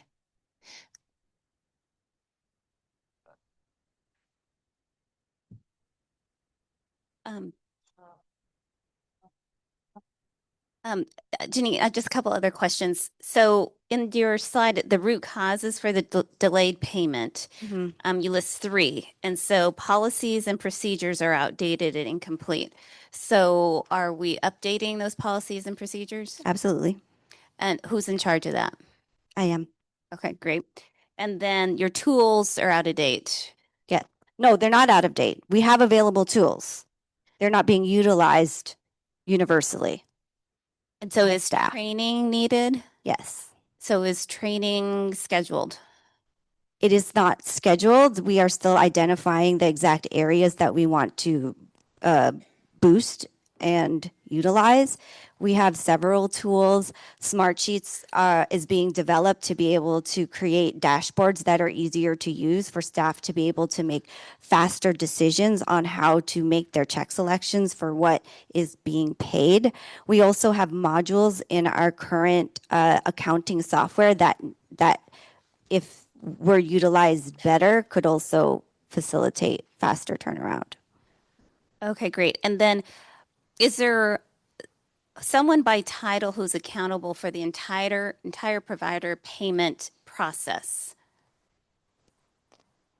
Do you mean underneath me or over? So are you in charge of the entire payment process from start to finish? I oversee the finance department. So we do have most of these, it's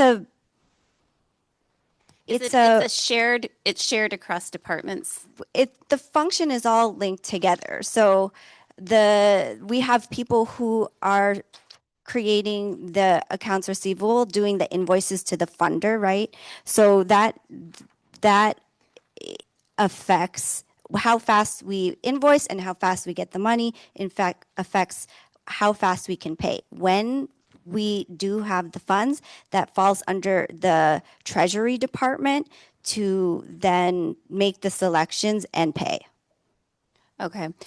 So if I could suggest that we revisit training at the next meeting too, if you have anything on the calendar, just so you can train up people so that this, we're getting to a problem here. And so absolutely, maybe if we address that. Yeah. And Keita O'Neill, interim CEO, I just wanted to add to, this is what we're having an outside consulting accounting firm help us with. So not just fixing the tools, but actually checking the process to see if we can make it better, since it's my understanding that this happens year after year at LAHSA and it can't continue. So we aren't just going to kind of put a Band-Aid on it. We're actually going to go through it with an outside firm and make sure it works. I would just ask too, though, that when you do that, you have to be honest about when you get money and when you don't get money. So it's because LAHSA takes a lot of the blame, but a lot of times when we push, you just aren't getting paid by your funder. So I just encourage you to share that, because otherwise the system will just be perpetuated the way that it already is. And providers will go on unpaid regardless of how great your process. Your process is irrelevant if you don't have money that that it's hard for you to get. I do want to think, I've been asked by several people, with the advances, which were designed to go out at the beginning of each month, January's went out when is January, February, and March, given that it's almost March 1st, when will the providers expect their advance from the Measure A? February advances have mostly been released at this point. Yes. Yes. March we are currently processing, and we hope to have those released by Friday next week. I just want to say, Are you shocked? No. They have the money. They have had the county money to release. It just hasn't gotten to the actual providers in their bank accounts. So that's the question. but I think in general, like better reporting would help us understand this, more standardized reporting, because this would show up, which Amy's asking would show up as a prepaid expense, right?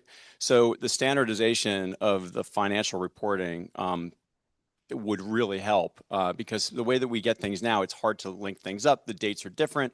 You're not using what I would consider standard reports. So it's hard for us to understand what's going on. And it's hard for us to these reports are used as early warning detectors, so we can see these problems coming. Because it's really hard to follow, frankly, what has been provided to us, which is in different format kind of all the time. Also, just a question about, a lot of the reasons we got here is because of leadership in the finance function. I just want to understand where we're at right now with that, because I see, Janine, you haven't been here for that long, but we also have a CFO who I don't think is here today, and I just want to understand where is Janine Trejo, because a lot of these processes and things were put in place under her leadership, and I just want to understand what's going on with that finance function leadership. If I can just go back to your first comment, we agree with the reporting. LAHSA seems to have been reporting this way before Janine was here, probably maybe for 30 years. And I think hiring an outside firm to help us with best practices about reporting so it's clear for everyone would be great. Would be 100%. And something I've been advocating for since even before I joined LAHSA, when I had our first meeting, because I was like, I think standardization reports would be good. So I'm glad to hear that that's in process. On the leadership side? The CFO is on leave currently. The CFO is on leave. Okay. And just a question. I mean, when things were set up, this is,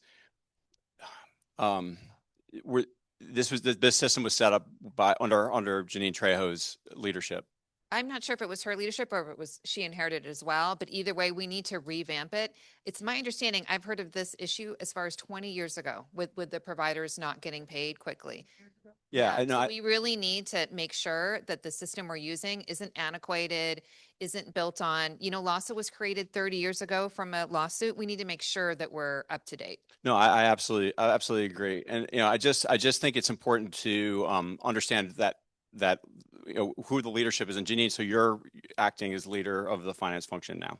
I am the deputy CFO. Deputy CFO. Okay. Okay. Thanks. Thank you. And she is balancing, of course, the need to get out the money extremely quickly to the providers, but also be fiscally responsible. So that's the balance, as you all know, we're trying to do. No, I know, but a lot of these processes were set up and just haven't been, kind of to your point, it's like we haven't been doing a good job with this for a long time. I've looked at past, like 15 years ago reporting, financial reports. I think they actually were better than in terms of quality and standardization. Smaller amount of money, but in some ways we should have better reporting now that we have more money, right? A lot more organizations now. I would guess. Yes. And, having an advanced model is great for the providers, extremely difficult for LAHSA to create something that gets out fast. So we will fix that, but that's an extra layer. I absolutely agree. I think that advanced model actually creates a lot of internal complexity. It puts a lot of overhead to deal with that. But I do think that we need to make sure that the leadership of our finance team is qualified, has experience in finance, because I understand that Janine Trejo doesn't have an educational background in finance or accounting. And I think we need somebody in that role to lead that position who has deep experience and expertise and has done this before. Well, it's my understanding that Janine Trejo was found after a nationwide search funded by the Hilton Foundation. I don't know if you were on the commission at that point. I wasn't. No, I wasn't. I wasn't. That's what I've heard. And I have to say, Janine Lim has done an outstanding job and stepped into a role that she did not expect to. Yeah, I absolutely agree. And I've sent Janine Lim. So I'm just going to pull this back a little just because I don't want to talk about staffing issues at the commission level. Our only staff that we manage technically is Geeta. Sorry, Geeta. Can I say something? So I've been in the sector for about 15 plus years. I've dealt with many service providers who have all kinds of funding. Government funding, I think, as we know, is some of the toughest dollars to manage all across the sector. I have not seen any organization, especially an organization who takes on, say, government funding for the first time, struggle to realize what it means to have that money and the amount of compliance that it takes to process those kinds of funds. So LAHSA is not unique in that, though we are we are managing a huge amount of government funding. LAHSA is not different in that way, and this is a sectoral issue that affects all service providers and any organization that's receiving government funding. So that's what I'll say about that. I appreciate that perspective. Do we have any comments or callers on this? Commissioner. No. Okay. So with any further questions on this? Okay. So at this time, I'm going to pull us into closed session. So item 15.1, we have notice of closed session, significant exposure to litigation pursuant to paragraph 2 of subdivision D of Government Code section 54956.9. We have 4 cases to discuss. Can I please have everyone leave the room that is not to be here for closed session?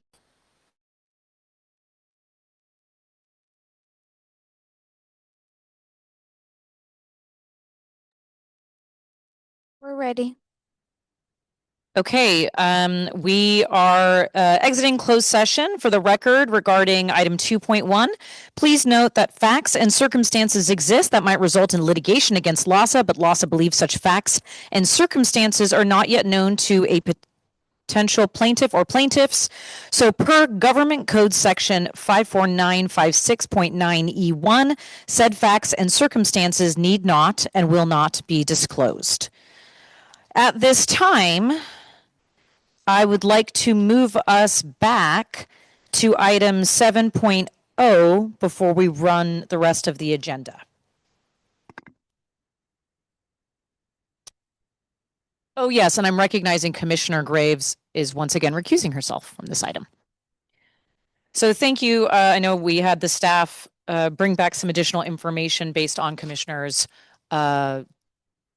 discussion and questions. Do we have any more information to share?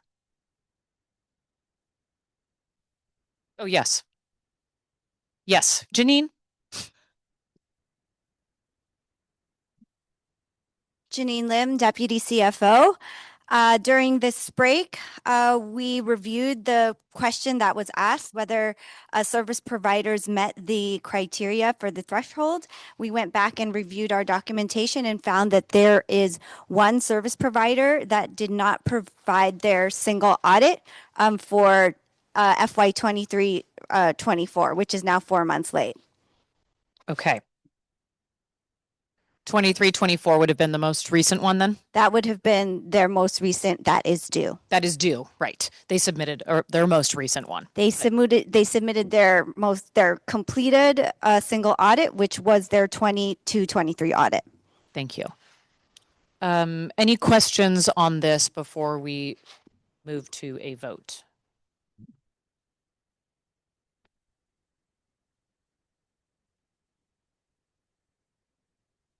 The provider, please. Provider was Hope the Mission. Okay. So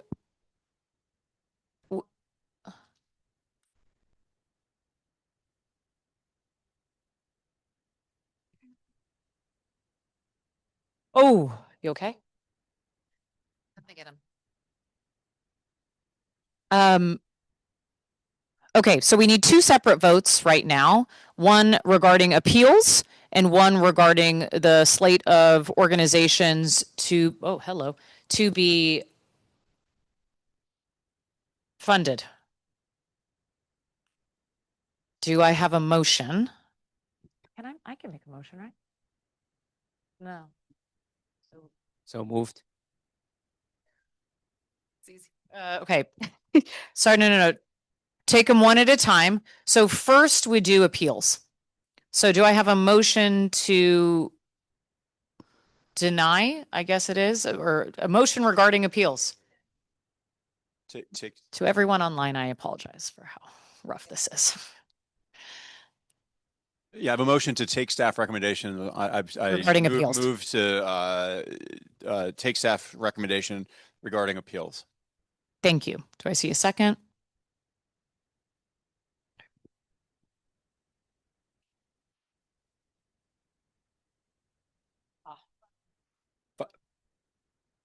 Five denials, 1 approved.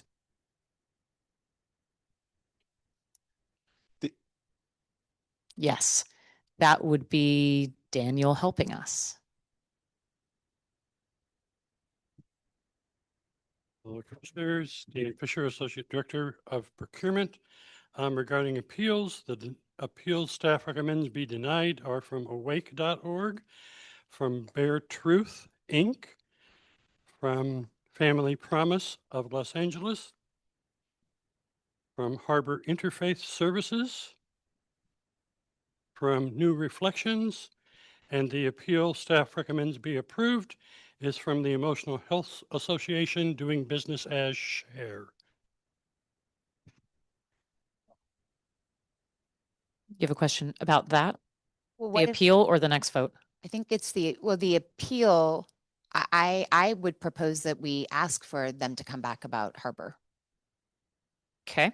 But they're asking for they're asking for a KPI assessment, which is a reasonable appeal, right? They can ask for that appeal For the Emotional Health for Association? Harbor Interfaith. For Harbor Interfaith. I did neglect to say, and will say that the procurement team will reach out to Harbor Interfaith and do a scoring debrief with them, which will include their HMIS data and all responses to the RFP. In those scoring debriefs, we share with them quality reviewer comments to help them understand why they received the scores that they did and to improve their responses to future RFPs. So I just don't want to Vote on a motion that excludes that? Is that what you mean? Yes, I want them to have a chance. Like, I don't know. I think they should get more review. They are a lead, like there's just a lot here. Yep. So I would want them to be reconsidered and So we would need to rephrase the motion to. So let's vote on it and then, okay, go ahead. So please run vote on that motion. And if we need to do another one, we will.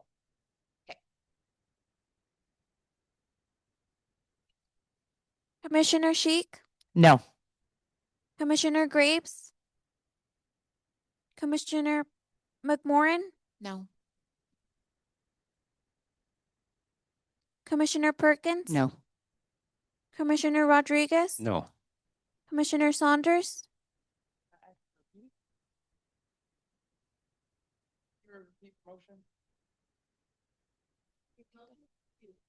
The motion was to approve the appeal denials and approvals as recommended by staff. No.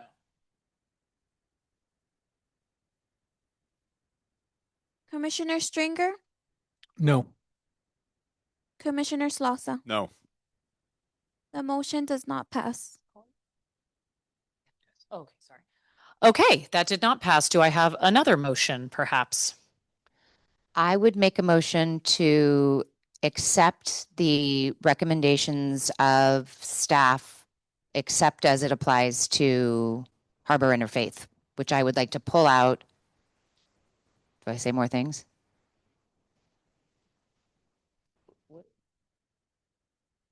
Okay.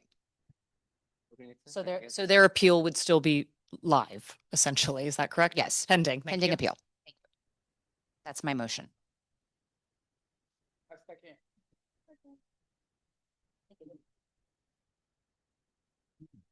Commissioner Saunders seconded.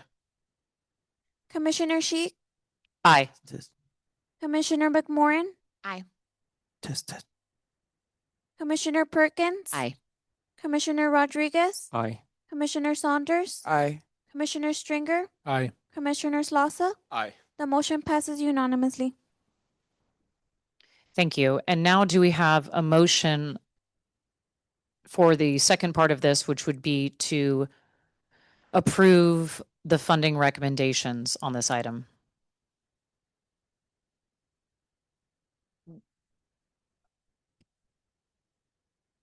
With exceptions? Harbor and Hope? No, that was a different one. At this point, it would be if you wanted, yes, thank you. So I will make a motion to approve the recommendations with the exception, but pull out Hope the mission. Can we discuss the motion?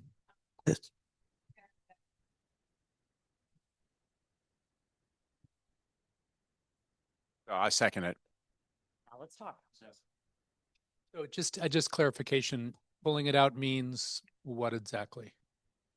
What I'm proposing Does is it that mean it would still denial, be, or was it it does mean not so- deny, it's still open pending additional review because it appears that they have an audit, something that was brought up. I don't know how much Okay. So I would like them to still be in consideration, but they have more things to do. Does that make sense to the staff working on this? Yes, Is that enough direction? yes. Okay. That's all I've got. Thank you. Can I ask for clarification that how these motions impacts staff recommendations for funding?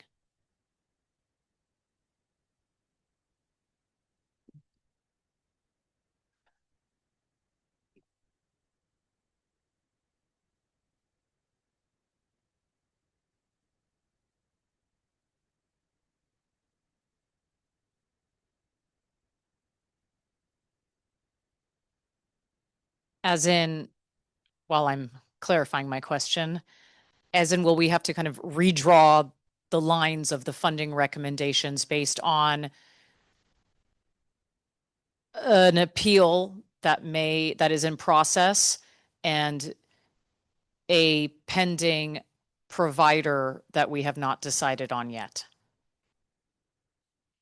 Yes, essentially, with Hope the Mission not being approved for funding, because they have an outstanding audit. If it's the pleasure of the commission, they could still be contingently approved based upon their submission of that past due audit. Failing that, there may be other providers who scored above the 75-point threshold that slots could be allotted to. Okay, is that clear for the commission, please? If I may, Nathaniel Vergao, Deputy Chief Program Officer. Because the contracting is staged and Hope the Mission was not scheduled to receive funding for another several months, that gives us time to take the commission's recommendations, do a review specific to Hope of the Mission, and come back to the commission with recommendations whether to proceed with funding for Hope the Mission or to choose from one of the other providers that met threshold. Thank you. I appreciate that. Commission has clarity on that then, that this, for this particular provider does not impact a start date. Okay. So with that discussion, does the motion stay the same then? It's okay. The motion was to approve the staff funding recommendations except for Hope the Mission, pending further review. Contingent upon further review. Lots of words. Let's vote.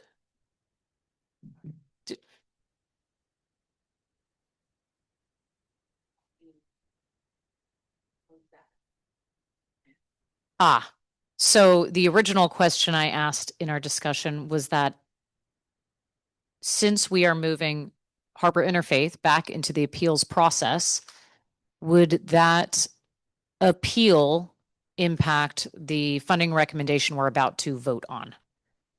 Bevan. The biggest appeal that I heard was with their performance data. Even if they scored full points in their performance data, they would still not meet the threshold, the 81 threshold that would put them eligible to be receiving an award. So even if they got full marks. Okay. Thank you for that clarification. Can we now do the vote? Commissioner Sheik, Aye. Commissioner McMorrin, Aye. Commissioner Perkins, Aye. Commissioner Rodriguez, Aye. Commissioner Saunders, Aye. Commissioner Stringer, Aye. Commissioner Slausa. Aye. The motion passes unanimously. Thank you. Can we bring back in Commissioner Graves, please? Whoever's closest to the door wins. Okay. Thank you for lots of information on that item. Okay, we are now going to move to, for the record, item 9.0 we are not doing today, as well as item 14.0. So at this point, we're going to move to item 10.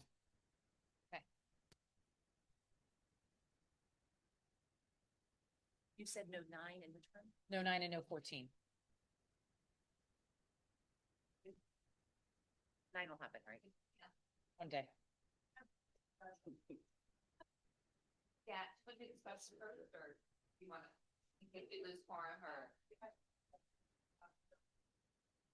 All right. So at this time, because we have a special meeting, I will adjourn the regular meeting of the LAHSA Commission. Okay, I will recess. I will recess the regular commission meeting. And Denise, can we get our special commission meeting ready to roll call? Yes.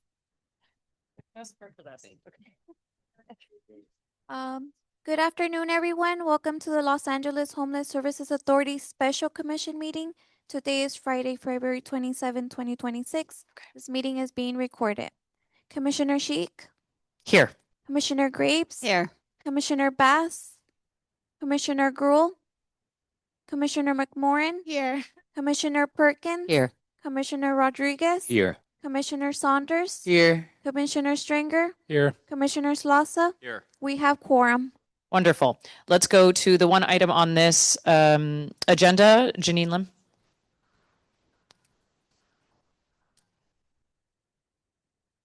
Janine Lim, Deputy CFO. This item is to request adoption of a resolution to add new signatories to LAHSA's bank account.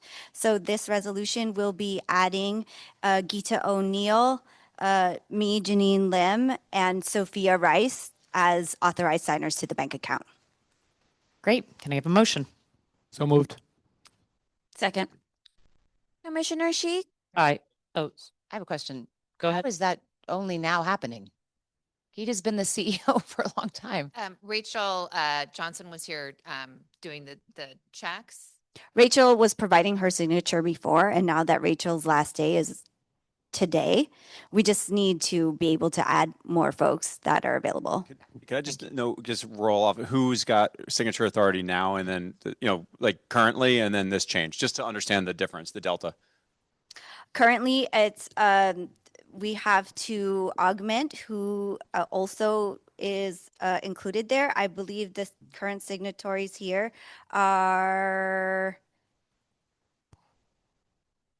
I don't have the full list of current signatories. It's Janine Trejo, Keisha Douglas, Rachel Johnson. So those are the only three that are on there now. Yes. So then the checks that have been going out have been signed by one of them, and now this will then change it. Okay. And we'll take Rachel off as we add you, Yes, because I don't know if that was on. that's not on this resolution now. This resolution is to add signatories. We can also augment them to remove signatories. Do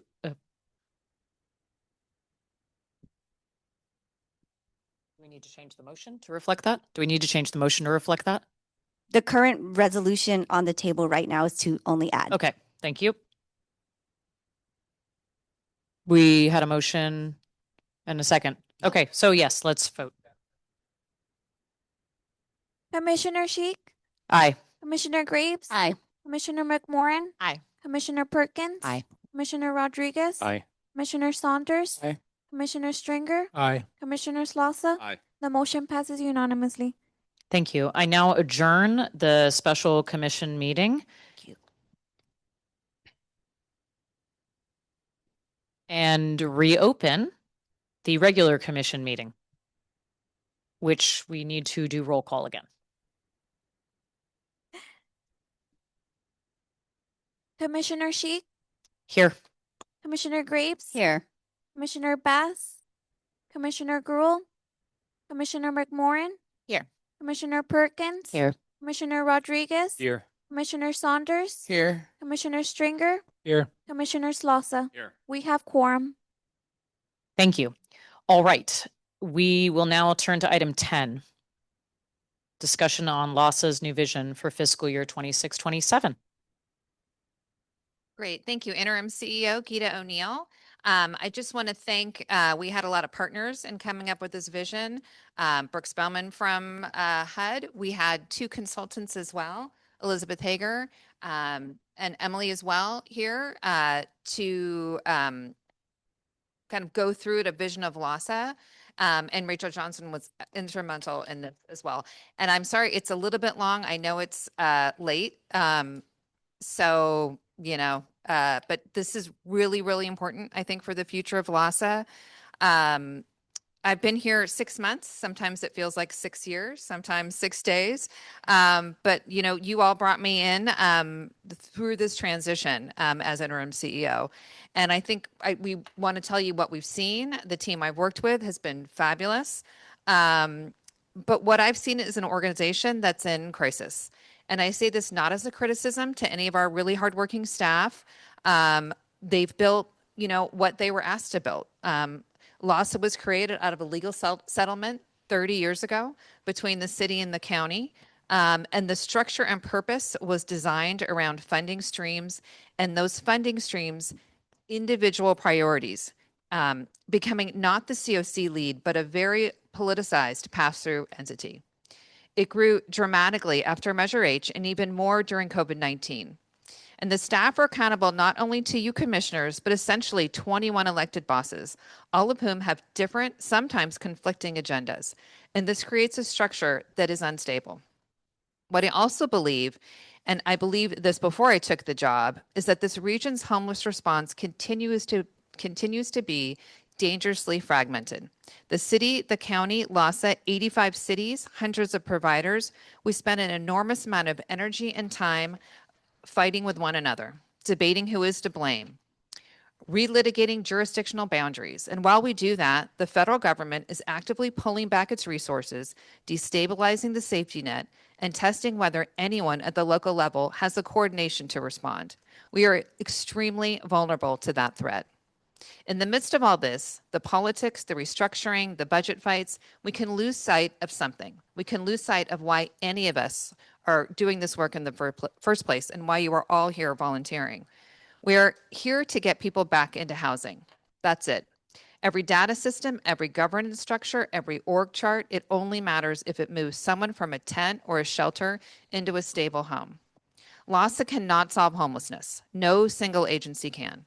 We cannot prevent the evictions, the medical bankruptcies, the domestic violence, the mental health crisis that put people onto the street in the first place. But we can build a system that catches people when they fail and fall and get them housed as fast as possible. And this is what this plan is all about.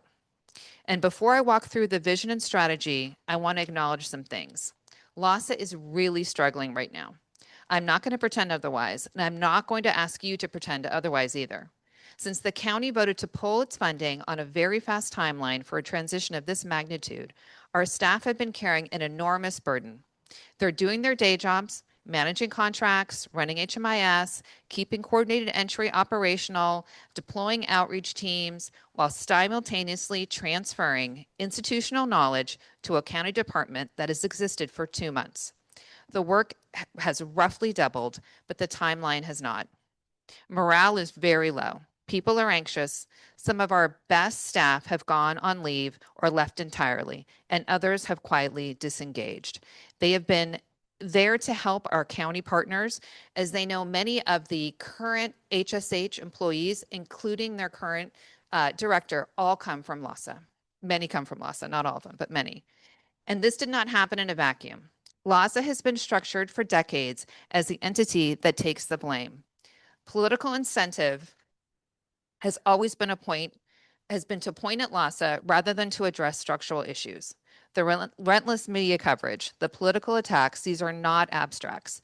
They land on real people who come to work every day trying to help the most vulnerable population in this region. The fear that this creates in their job place is real, and the burnout is real. The impact on the work and the people who are here to serve is very real. I've been here 6 months and I see it every day. And I'm asking this commission to see it too, because the plan I'm about to present asks the same staff to build something new while managing everything I just mentioned. They deserve to know that people in this room understand what that costs. This is the honest state of this organization. And now let me tell you what I think we should do about it. Go to slide 2, thanks. So LASA has worn many hats: the COC lead, service delivery administrator, coordinator for the body for the county, at pass-through managing $8 million in funding, processing contracts, monitoring and paying providers. The organization grew to match the scale of the funding it administered. And this model depended to a significant degree on county funding. With the county removing its funding, we must change the model. We must create a vision for what is needed that is clear and focused. As the COC lead, LAHSA is the accountability, system coordination, infrastructure for the largest COC in the country. The COC exists regardless of which entity administers services. We view the coming change not as a downsizing, but as a transforming into an organization with a clear purpose. Now, 4 forces are driving this information. Can do the next slide. I think I got it. Thanks. First is county withdrawal, $350 million leaving with HSH being created. 2, federal uncertainty. HUD's direction under this administration has been changing, which makes our COC compliance infrastructure more important, not less important. Accountability demands. The public and elected officials expect results, and people experiencing homelessness deserve quality and consistency. Independent oversight is non-negotiable. And 4, the need for a system backbone. Stakeholders, partner departments, and hundreds of providers need a shared data system, a unified entry point, and system-level performance measures. That is what LAHSA provides. Our vision statement is this: we will strategically bridge our partners and community to develop data-driven rehousing solutions that benefit our entire community.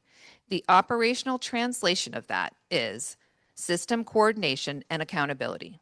Infrastructure for the largest continuum of care in the country. That is exactly what we're building. But I want to level set on some fundamental things because I think it gets lost in the politics. A continuum of care is a federal framework. It's required by HUD. It exists so that a community's entire homeless response operates as one coordinated system rather than a collection of disconnected programs. There are 6 functions that HUD requires a COC lead agency to perform. HMIS, the data shared system that every provider and funder uses. Coordinated entry, a single front door so people aren't bouncing between agencies. COC governance, the board, the committees, the written standards. The annual federal funding competition, which brings over $100 million to this region. The homeless count. And system performance measurement. LAHSA is the COC lead for the largest continuum of care in the United States, and that is a distinct role from what the county or city does. We have 5 guiding principles for this transformation. 1, we want to drive coordination in the system. 2, lead with accountability and transparency. 3, leverage data. 4, center on rehousing. And 5, build relationships. Backbone for collective impacts across 85 cities and hundreds of providers. Now we're going to look at the 5 functions that will define LAHSA. 1, and most importantly, is the data authority. HMIS is a system of record. Every provider, city, and funder depends on it. Performance measures, research, analytics, continuous improvements. This is our primary product, and we've invested millions of dollars already in it. The entire system has. 2, coordinated entry, the single point of access for the entire COC. Assessment, prioritization, matching, and it's HUD required. This cannot be fragmented without federal compliance risk. 3rd, COC governance. Board, NOFO competition, written standards, regional coordination. This federal framework that holds the system together. 4, system convener. Lived experience, voice, community engagement, and the data and technical expertise that support shared decision-making across the region. 5, accountability. Independent compliance, quality standards, external audit coordination. The oversight that rebuilds trust with funders and the public. And below the permanent functions, scalable city and state program management. We continue managing over $300 million in city and state funding. That is 299 contracts, 7,000 interim housing beds, 100 outreach staff. This work is designed to be transferable as required by the funder. During this transition, we will essentially be operating on 2 parallel tracks. Track A we have is the permanent system infrastructure, the 5 functions I just went over. The purpose of LASA and the purpose of the COC lead that is designated to be the agnostic funding source, unbiased and apolitical, an independent body providing system data, accountability, coordinated entry oversight, and informing best practices. Now, track B is program management, city and funded contracts, interim housing, outreach, designed to be scalable and transferable depending on funding, and building operational improvements while the transition unfolds. Now, there are two phases in our transformation implemented in sequence. First, organizational structure, finalizing the org chart, implementing staff transitions, April through June 2026. Second, operational implementation. Ongoing fiscal year 26-27, strengthening HMIS, refine CES coordination protocols, establish service level agreements across divisions, launch accountability reporting, and demonstrate measurable system performance. But I want to be transparent about the financial picture for next, because the numbers tell the story as clearly as anything. This fiscal year, LASA the adopted budget is $828 million. Of that, 84%, nearly $700 million, flows directly to service providers. 10% is personnel. 4% is LASA infrastructure. 3% is LASA-run programs like master leasing and problem solving. The vast majority of this budget was never LASA's money. It's passed through us to the providers. Next fiscal year, the projected budget drops to $445 million. That is a 46% reduction, $383 million less. The county funding drops from roughly $379 to about $12 million as programs transfer to HSH. State HAP funding draws down as underspend is exhausted. Federal NOFO funding, and we're assuming level funding, but under this administration, that might be optimistic, especially in the long term. City funding is under negotiation at approximately $343 million, although this could be a lot less. Our fixed costs drop from $138 million to $54 million. These are significant reductions. We will handle them with dignity and support, as we always do, working with our union partners on the timeline and a fair process for all. Under this vision, the data infrastructure is the surface. County HSH cannot operate without it.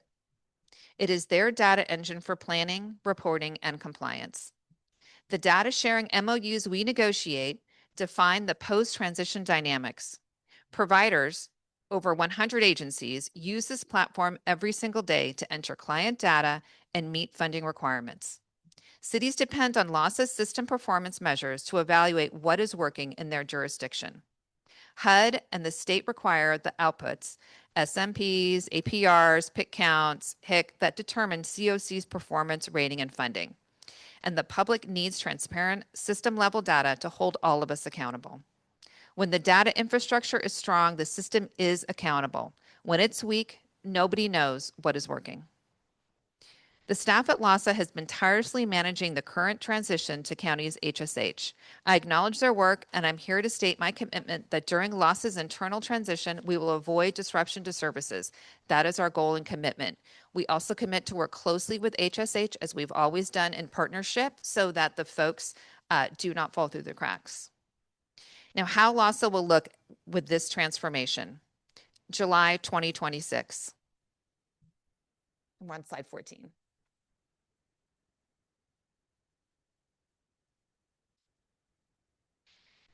July 2026, managing $300 to $400 million plus in city, state, and federal programs, administering 299 contracts, 7,000 beds, deploying outreach staff, simultaneously building the backbone infrastructure. This is the hard part, and I'm not going to pretend it's not. During the transition, city programs operate under this new model, county programs transfer to HSH, HMIS data sharing MOUs are in effect, and system coordination infrastructure strengthens. In the long term, we'll be focused on core functions, data and analytics, COC governance, CES operation, community engagement, and system coordination, an accountability body for the largest COC in the country. Done well, this is a vital organization, not for its size, but essential because of what it does. So what does success look like? There are our concrete milestones for this transition.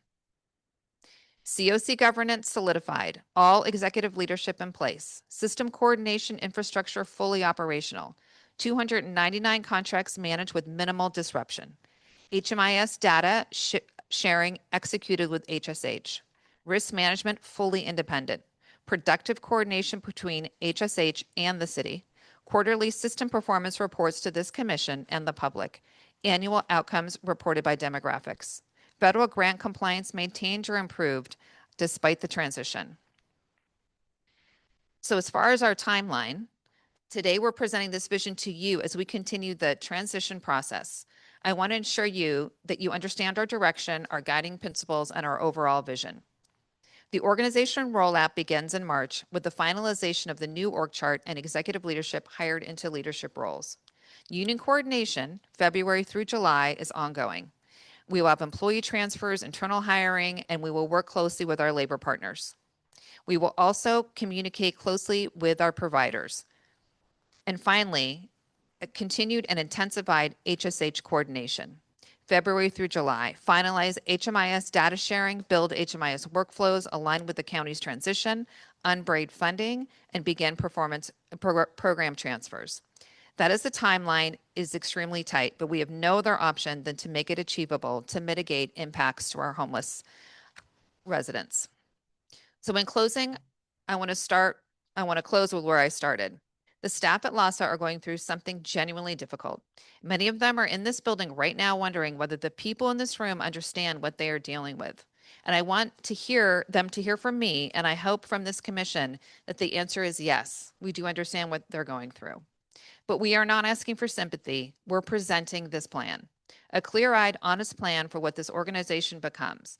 It's built around one purpose, making it easier and faster for people experiencing homelessness in this region to get back into housing through use of strong data infrastructure and equitable CES and clear regional alignment.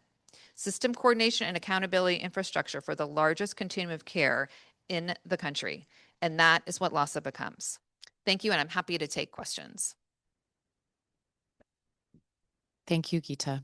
And I do think, I mean, I can speak on behalf of myself. We do acknowledge how difficult this has been for the staff, as well as, you know, service providers and everyone else that is attached to this continuum throughout this time. And I think this vision is really important to lead us into the next season. Thank you for that. That's a lot. So thank you to the staff. Is there any help that we can provide? Assistance, more bodies, or So one thing I would like to, I can't make a motion at this meeting, but I would like to prepare one for the next meeting to have an ad hoc transition committee of the commission who can work alongside staff leadership over the next probably 6 months to implement this vision and help with more kind of acute strategies as needed. Because I think, to Geeta's point, this needs to be very quick, agile, nimble to do all of this. It's very ambitious. So more to come so if that's something you're interested in, let me know. That would help us with transparency. Yeah. I think that would be great. I do have to acknowledge too that we had a partnership in our vision and our restructuring with KPMG. They provided guidance. They were really helpful at us not just becoming an agency that lost its county funding, but actually being here for a reason, which is the COC lead and doing the city contracting. So really, we want to make sure that the commission understands that purpose.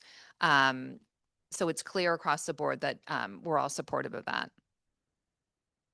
I think there's a couple things that this is built on that it's awesome. I love the idea and the COC, but I think there's not enough indication about is it just me that here's the city talking about building a bureau? So I don't know why that's not mentioned. The city council did pass a motion to create positions within the LAHD, the housing department. There was a robust report where it was recommended to have a number of positions. The council instead, I think, passed about 7 positions to go into LEHD to maybe start the seed of that. That small group now has said they are going to focus on redoing the contracts within LEHD to make them more efficient for LASA, which would be amazing. We are actually working with them because that is funder agreements. on the actual funder agreement. Some of them are quite old, so we all want to revamp them so they are not the cause of delays of payments over the years. So we've really embraced that from the city. It may be eventually that the city does want to start its own homeless department as the county did. It may happen. I don't want to speak for the city, but currently their funding has shown it to be just a few positions. Planning. I think there's just a couple other things that I think it's important to communicate really clearly. Continuum of care rules apply to continuum of care dollars. So the continuum of care is 220 million if we get that. But I just think it's going to take incredible coordination with the new department, which is not, I mean, like they have all kinds of money that's not COC money. So I just want to say that this all doesn't just apply to everything homelessness. That's the first. Right. Yep. So I'm just saying it's going to require, there's not an assumption that just because LASA as COC lead does it, that all these other funding streams will align without like really active work. Right, which is what we're trying to do, to be the non-political agnostic leader in the region, and try and keep the peace between everyone. We were born from litigation from the city and the county. We do not want to see that again in this region, so we will do what we can to be in partnership with both. I just want to say thank you. That was outstanding, really. I don't want to miss that opportunity. I say I intellectually, I think, understand the challenges that you and staff are facing, but I don't understand the details well enough to know kind of what that actually feels like. And I look forward to getting into that. I think you've done an outstanding job of communicating that those challenges can become opportunities to provide better services on the ground, which is, I think is what we're all intending here. How that's done, I think, is an open question. I have a ton of questions, but I'm going to save those for another time. But I just, at this point, just wanted to say thank you. I thought that was really, really remarkable what you laid out. Thank you. Thank you. Thanks. I'd just like to echo that. I think this is a really solid, good plan, and it makes a lot of sense. At the heart of what LASA does is data infrastructure, frankly. And sure, that's building off of COC requirements, but our data is used across many, many functions inside of Los Angeles County for lots of different calculations, lots of different levels of understanding what's going on the ground. And I think there's a tremendous potential for us to take that role and to really help move the needle in terms of getting people inside who are otherwise outside, but also understanding what's working and what's not. And that's ultimately, I think that what you're proposing is true to the JPA, which is, we are the coordinating entity between the city of Los Angeles and the county, and to try to coordinate across the region to do a better job with that. And I think owning data, it makes a huge, it's the way to do that. And I also appreciate the kind of the hedge in the sense that we don't know what's going to go on with the city. But we know what our core is going to be. We know what what I've called LASA 2.0 previously is going to definitely be. Then there's a portion that may go away or may change, but like that's kind of can be contained within an org chart. And if the city decides to go in a different direction, like the county did, we can deal with that. But I think this is a smart structure to do that, and it makes a lot of sense. One thing I'd like to just note is I think that there's also something that we're going to have to, and maybe you've already thought about it, but didn't see it here, is that the governance of LASA is going to have to change. Right now, we have our commission. And it's structured a certain way, but then we also have the CES Policy Council and then the COC board. And during this process, we may want to think about that. And is that the right infrastructure that we need to execute this new vision of LASA? And then so just a thought on governance issues and the complexity there. So absolutely. That's actually what, when we're done with this, which is a really big, climb up a mountain. That was actually our next thing that we're working on, is that sort of aligning of the policy and the governance. It's really needed. Yeah, but thank you very much for this presentation. Thank you. Questions? Okay, thank you for your time. I know it's a long day, so I really appreciate it. Thank you. And thank you for everyone to put all the work into that. So skipping down to item 12, I realized that we were a bit, again, in a rush during our last meeting when we reported out that management committee had a meeting on January 16th regarding the CEO search, because Gita is the interim CEO, and that for now that committee at least was holding off on starting that search until we had a little more information on direction. But I wanted to make sure that any discussion or other thoughts about that were not left out. So anything that we need to discuss at that time or at this time regarding this? Yeah, I really think that it takes us a while to figure this out. It took us a long time to do that. We have much more direction now than we did this morning. And I think that it's a process that it would really behoove us to start now thinking about. This is this role is the leadership of LAHSA. This is a data organization, and it's something different. So I think we should start that process because it's going to take us a while. We're going to want to have whether or not we keep current leadership in place or have different leadership. If we do have new leadership, we're going to want to have overlap. We're going to want continuity. And I think that we need to start that. I mean, my opinion is we need to start that basically now in order to be ready based on the timeline that we have in place right now with our interim CEO, with Gita. I do wonder, as part of the future visioning process, if there are even basic summary version job descriptions that we made as you do the reorganizational part of it. We are doing new job descriptions for a lot of things. Okay. Absolutely. So I wonder if that would be a good opportunity to bring the CEO job description to us when that's ready, for us to think on whether or not we need to activate that somehow, or begin the search based on that. Does that make sense? I'm just trying to think what the next step would be. Right. We weren't going to rewrite all of the Yeah, jobs, just yeah. some of them. So if you're directing us to rewrite all of them, I'm just being clear. No, it's not. No, it was more like the alignment of the jobs as we go through this process. If there are any kind of whatever the updated version of that, and it could be that the job descriptions in some cases stay the exact same. But if there are updates to that, I do think it would be good for us to know, obviously, for the CEO position specifically. Does that make sense? Kishi, I don't know if that's like something you. Good afternoon. Yeah. Keisha Douglas, Deputy Chief Talent Officer. So yes, I think the goal will be to revise the CEO job description based on the new structure of LAHSA. You got to see a precursor here. I think we're still working out some kinks, waiting on our budget to be finalized with the city. But we will start recruitment of some of the changes that potentially may come at the your senior executive level positions, so that from there we can build in the rest of the structure of our workforce. So yes, I think your question was specifically you wanted to see the rewrite of the CEO job description, and we will. Is that correct? And we will absolutely I think it share would be that with you. helpful for us to make decisions moving forward around that. 'Cause Sure. that's technically Sure. the only position we Yes. Directly impact. And that could just be something brought to management committee for review. Absolutely. When that is ready as part of the timeline. I also, I mean, I don't personally feel the need to accelerate that over the other jobs until we have a more coordinated look at what the new structure looks like, but other folks may disagree with me there. That was our plan as well. Okay. Unless you have a different direction. No, at least I don't.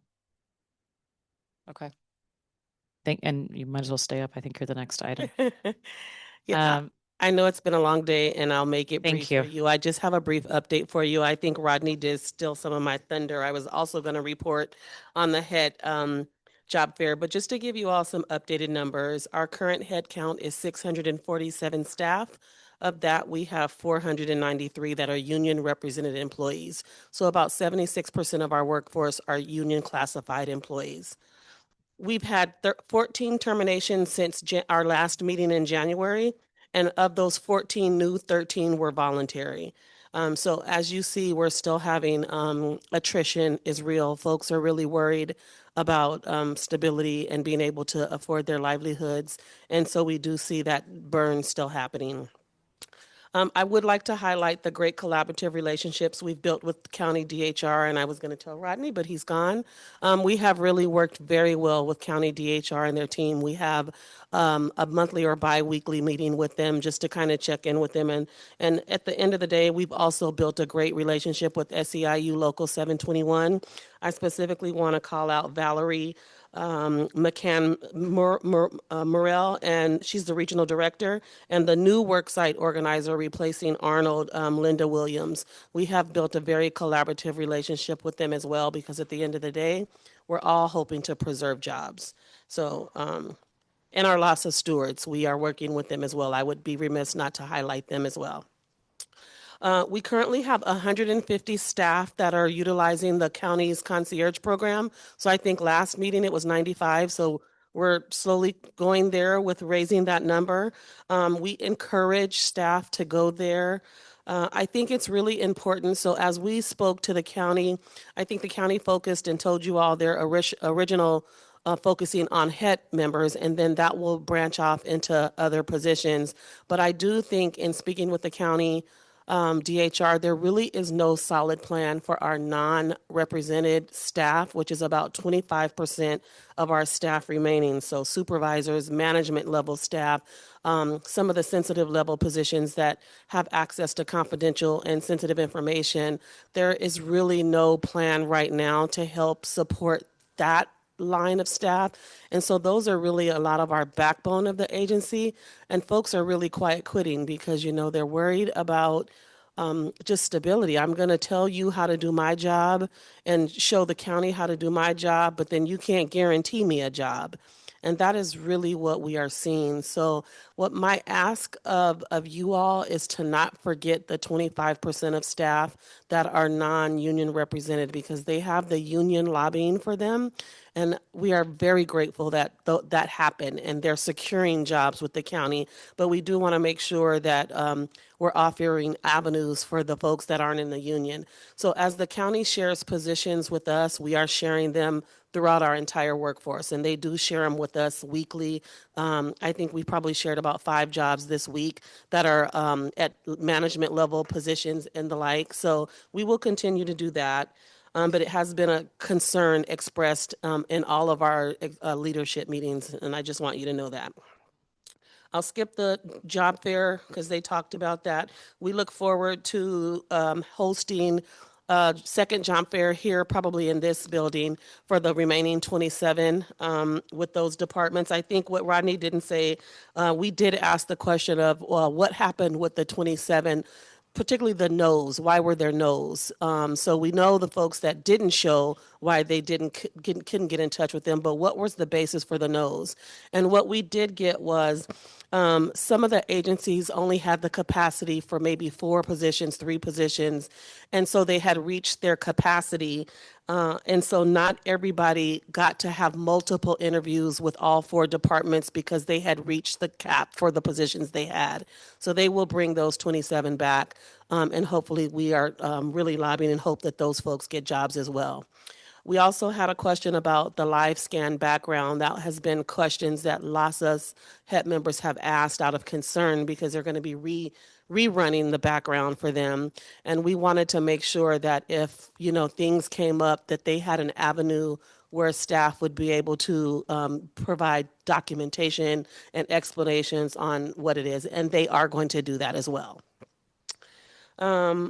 I talked about continuing to post the employment opportunities in the 38 departments. And we have also, lastly, we've reached out to SEIU to begin to try to schedule a meet and confer with them regarding our restructure, the downsizing of positions. Although we don't have specific positions, you know, the union wants to meet with us with specificities.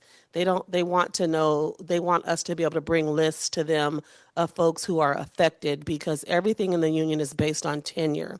And we aren't at that granular level yet, but we have at least reached out to them so that we can start talking about what the restructure is, what we anticipate our FTE structure to look like and the rationale behind that, which was presented today in Gita's meeting. So we're hopeful to be meeting with them sometime in the next couple of weeks in March to get the conversation going. By the end of March, be able to have specifics on the staff that are actually affected, because our goal is to get the union's 10-day advance notice to them of whoever is left on the list by April 20th, and then staff would get their notification April 30th for an effective date of June 30th, the end of our fiscal year. Can we get that list as well? Sure. When we get it, you absolutely will. We can. Yes, you absolutely. We will share that with the commission. And with that, I'll entertain any other questions you have. Do you know how many of the concierge 150 are non-union represented? So those management level staff are pursuing jobs also? Thank you for asking that question, because I'm trying with the county for them to be able to report to us how many loss of employees have actually gained employment. So they don't have a go back system to be able to go, because we know many LAHSA employees have left LAHSA and gone over to HSH and many county departments. There's 38 departments in the county. We know many have gone over there. Unfortunately, they don't have a way to go back and capture people who have already gotten employment, but they are working with us now to set on a go forward basis folks that have actually accepted and passed the background process and are moving from conditional to actual offers of employment. And we will report that to you on a monthly basis. I just have more general questions, maybe a little bit about culture, but also for context. You said there's 647 staff now? Yes. What was it before? I think you saw 750 as our budgeted number. Okay. Some time ago, before we had our restructure, we were at almost 900. Okay. But many of those were vacancies. That's helpful. And what's LAHSA's remote working policy? I don't know what that is. Sure. So we have a hybrid work policy, except we do have departments, particularly our field-based employees that are boots on the ground. They unfortunately aren't able to do a hybrid workforce, so they do work full 40 hours in the field because they're supporting our homeless clients. So mostly our access and engagement department are full 540 schedule. They work 5 days a week, 40 hours a week. And the rest of for the most part, our staff are on a hybrid schedule with a minimum of 2 days in the office. Got it. Thanks. Mm-hmm. And just more generally, the morale issues that you talked about, Gita, how is that being reflected in people showing up to work, people maybe taking sick leave or doing other things that, to kind of avoid working, I guess? Great question. So we had a management team meeting this past week. We had over 100 LAHSA supervisory staff in the meeting. And I think those were some of the issues that we addressed. We do know the new sick leave cap is 5 days, so people can be out 5 days without a doctor's note. That really does put an impediment on moving work, meeting deadlines, getting work done. And so I think we are encouraging our supervisory staff and leaders to be mentors, to be a resource, to provide a safe and brave space. We are requiring everybody to host meetings with their workforce. A lot of our staff have one-on-ones with their departmental staff so that they can also ask specific questions that people may not fear asking, in a group setting, but in person. So we've held office hours. We're doing an awful lot to try to be as transparent as possible, keep the door open. I think the big thing for folks is providing opportunities for them to continue in employment, because right now everyone is uncertain. The entire workforce is in an uncertainty stance because we don't know who's staying and who's going, and that is at the crux of everything. So to have compassionate leadership right now is what's important, to really be a proponent of our workforce, collaborating with SEIU, collaborating with the county, really showing our staff that we are here to ensure that nobody is left behind and we're having jobs for everyone. That is our goal. That's great. Thank you. You're welcome. I just really want to say thank you to you and your team. you. I mean, as all of this in many ways falls on you and your team to manage morale, personnel issues, uncertainty, And I'm sure the rest of the team and we are not even aware of some of the things we don't see and we don't hear about. And that's because your team handles it with integrity and grace, honestly. So I just thank you. I appreciate that. Thank you. I mean, we were raised, you got to have your house in order. Everybody outside already talking about us. The house can't be in disarray too. So we're trying to provide forums where people can, if you have a problem, let's talk about it. Let's get solutions. Let's give you some options. And that's really how we're going through these next months are going to be tough, but we're going to be tougher and we're going to do it with grace and kindness. And that's what's going to get us over. Thank you. Appreciate it. Thank you. Okay, so item 14 is being skipped. We did item 15, and so we have report outs on our various committee meetings. So report on programs and contracts. Okay. I love that. All right, report on audit committee. We had a meeting, audit committee on February 18th. I think it was a 33-minute meeting, something like that. It was tight. We went through the update on the action items that we're working on, including the audits for trying to close out the COC audit, which is very much delayed, but we're hopefully going to get that done. We're also working on a signature authority audit, and we also did we had a portion of their meeting to try to help explain what internal audit is to our stakeholders inside of LAHSA and outside of LAHSA. So, and then we also had the item that we passed at today on a consent decree. So, moving forward. Thanks. Finance committee, Commissioner McMorrin.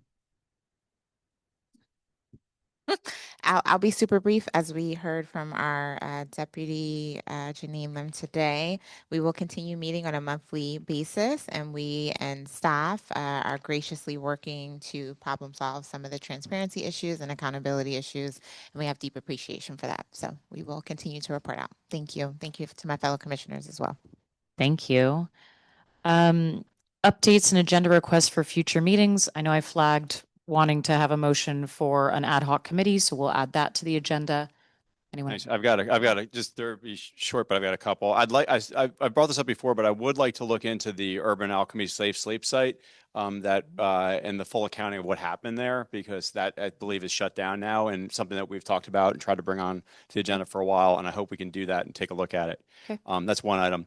Another item is related to the complaint that was filed in the U.S. Central District of California on January 21st, which related to, it mentions in the complaint that LAHSA paid Alexander Sufer about $1 million for construction services through his affiliate company.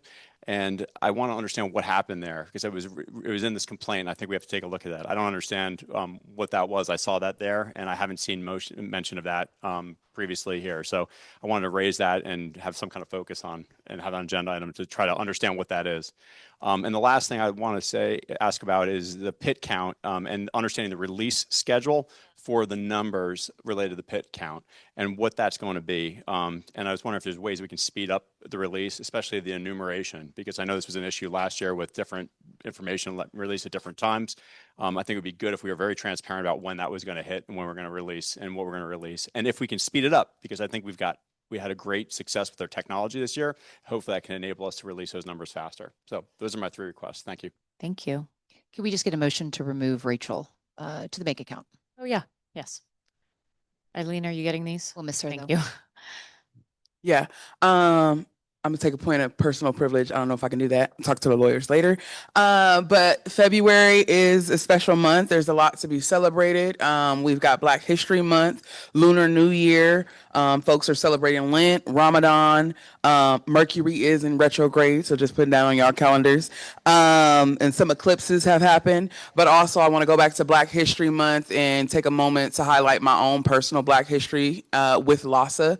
I was introduced to LAHSA in the summer of 2018, where I spoke on the ad hoc committee on Black people experiencing homelessness, where I spoke about my experiences as a former foster youth in the child welfare system. And I remember remember distinctly like a question of how my child welfare experience led to my homelessness or how it impacted that. And one of the things that I highlighted was, as a Black woman, just understanding the intersections, that I didn't have the privilege of asking, well, am I homeless because I'm a former foster youth? But I did understand that because I'm a former foster youth and a Black woman, there are different intersections that push us into homelessness. And one of the things that led me to speaking and just advocating is amplifying my own voice. And I had the opportunity to complete a fellowship at LASA in the Policy Legislative Affairs Department. Whoop.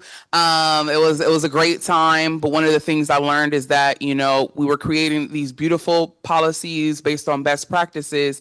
And I had my own experiences with homelessness, but I didn't understand how things worked on the front lines. So my policy fellowship led me to working on the front lines since 2019 and really understanding the importance of best practices. So as we're going through these transitions right now, it's very heartbreaking because we have been making tremendous strides as a system as a whole. You know, as someone who's experienced homelessness and now works on the front lines, I think that's a common story for a lot of the folks that work in these systems. We're not coming and doing this work. You know, I see you all here every day because we enjoy it or because of the pay, despite, you know, what the media might say. You know, we're doing it because we're passionate. So what we're facing right now in this transition, I'm going to call it out as violence. You know, we are going to experience a tsunami of folks that are falling into homelessness at all these levels, from the folks that are working on the front lines, from the folks that are already vulnerable, experiencing homelessness. So I see you all doing the work. I see us here in the commission. You know, these meetings are long,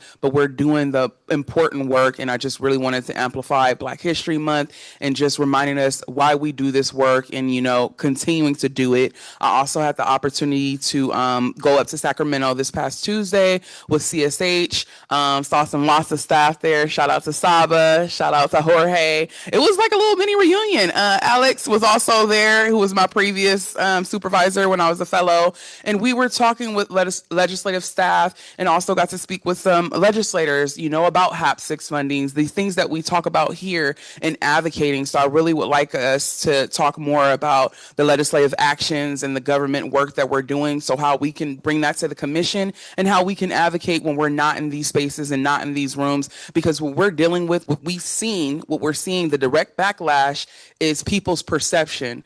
Most folks don't even know what LASA does or how we function, that we are a throughput in a lot of ways. So right now we are facing tremendous changes, and I just really felt compelled to speak up as a person with lived experience and as someone who's navigating this as well. I waited 4 hours to say that. Thank you, Commissioner Saunders. Thank you. I appreciate that. Thank you. Last flag would be our next meeting has been rescheduled to March 20th. And we then have one speaker in person or online?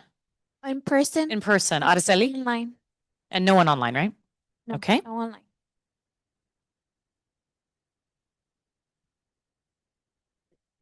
Yes. Oh, sorry, please. My name is Araceli. Araceli, please feel free to, bring the microphone close to you. Yes. Sorry, I'm short. My name is Araceli Kawich. I'm coming from Boyle Heights, and I'm the one that helping, and I'm one of the leaders to helping to the unhousing people, to the women that are in the streets, that like they doesn't have hopes. To me, I just working in the street without pay, but I have a nonprofit right now that we need a help to support these people that doesn't back to the street again. We want to go and they have successfully resources. We need to have more resources in our community because they are close to the ski road and everybody goes there, but we don't have enough support. I don't have enough support.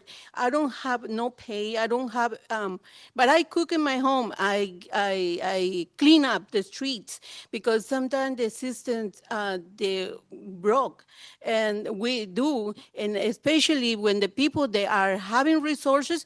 My team is the unhousing people. That's the one we cleaning. And sometimes when we have resources, they went back to the different places out. So that's how I'm missing them. And some they die. But what we need is helping more and get more resources and they help me like a nonprofit. Thank you, Araceli. Thank you. Thank you for what you're doing. Okay, and with that, I adjourn us at 1:40.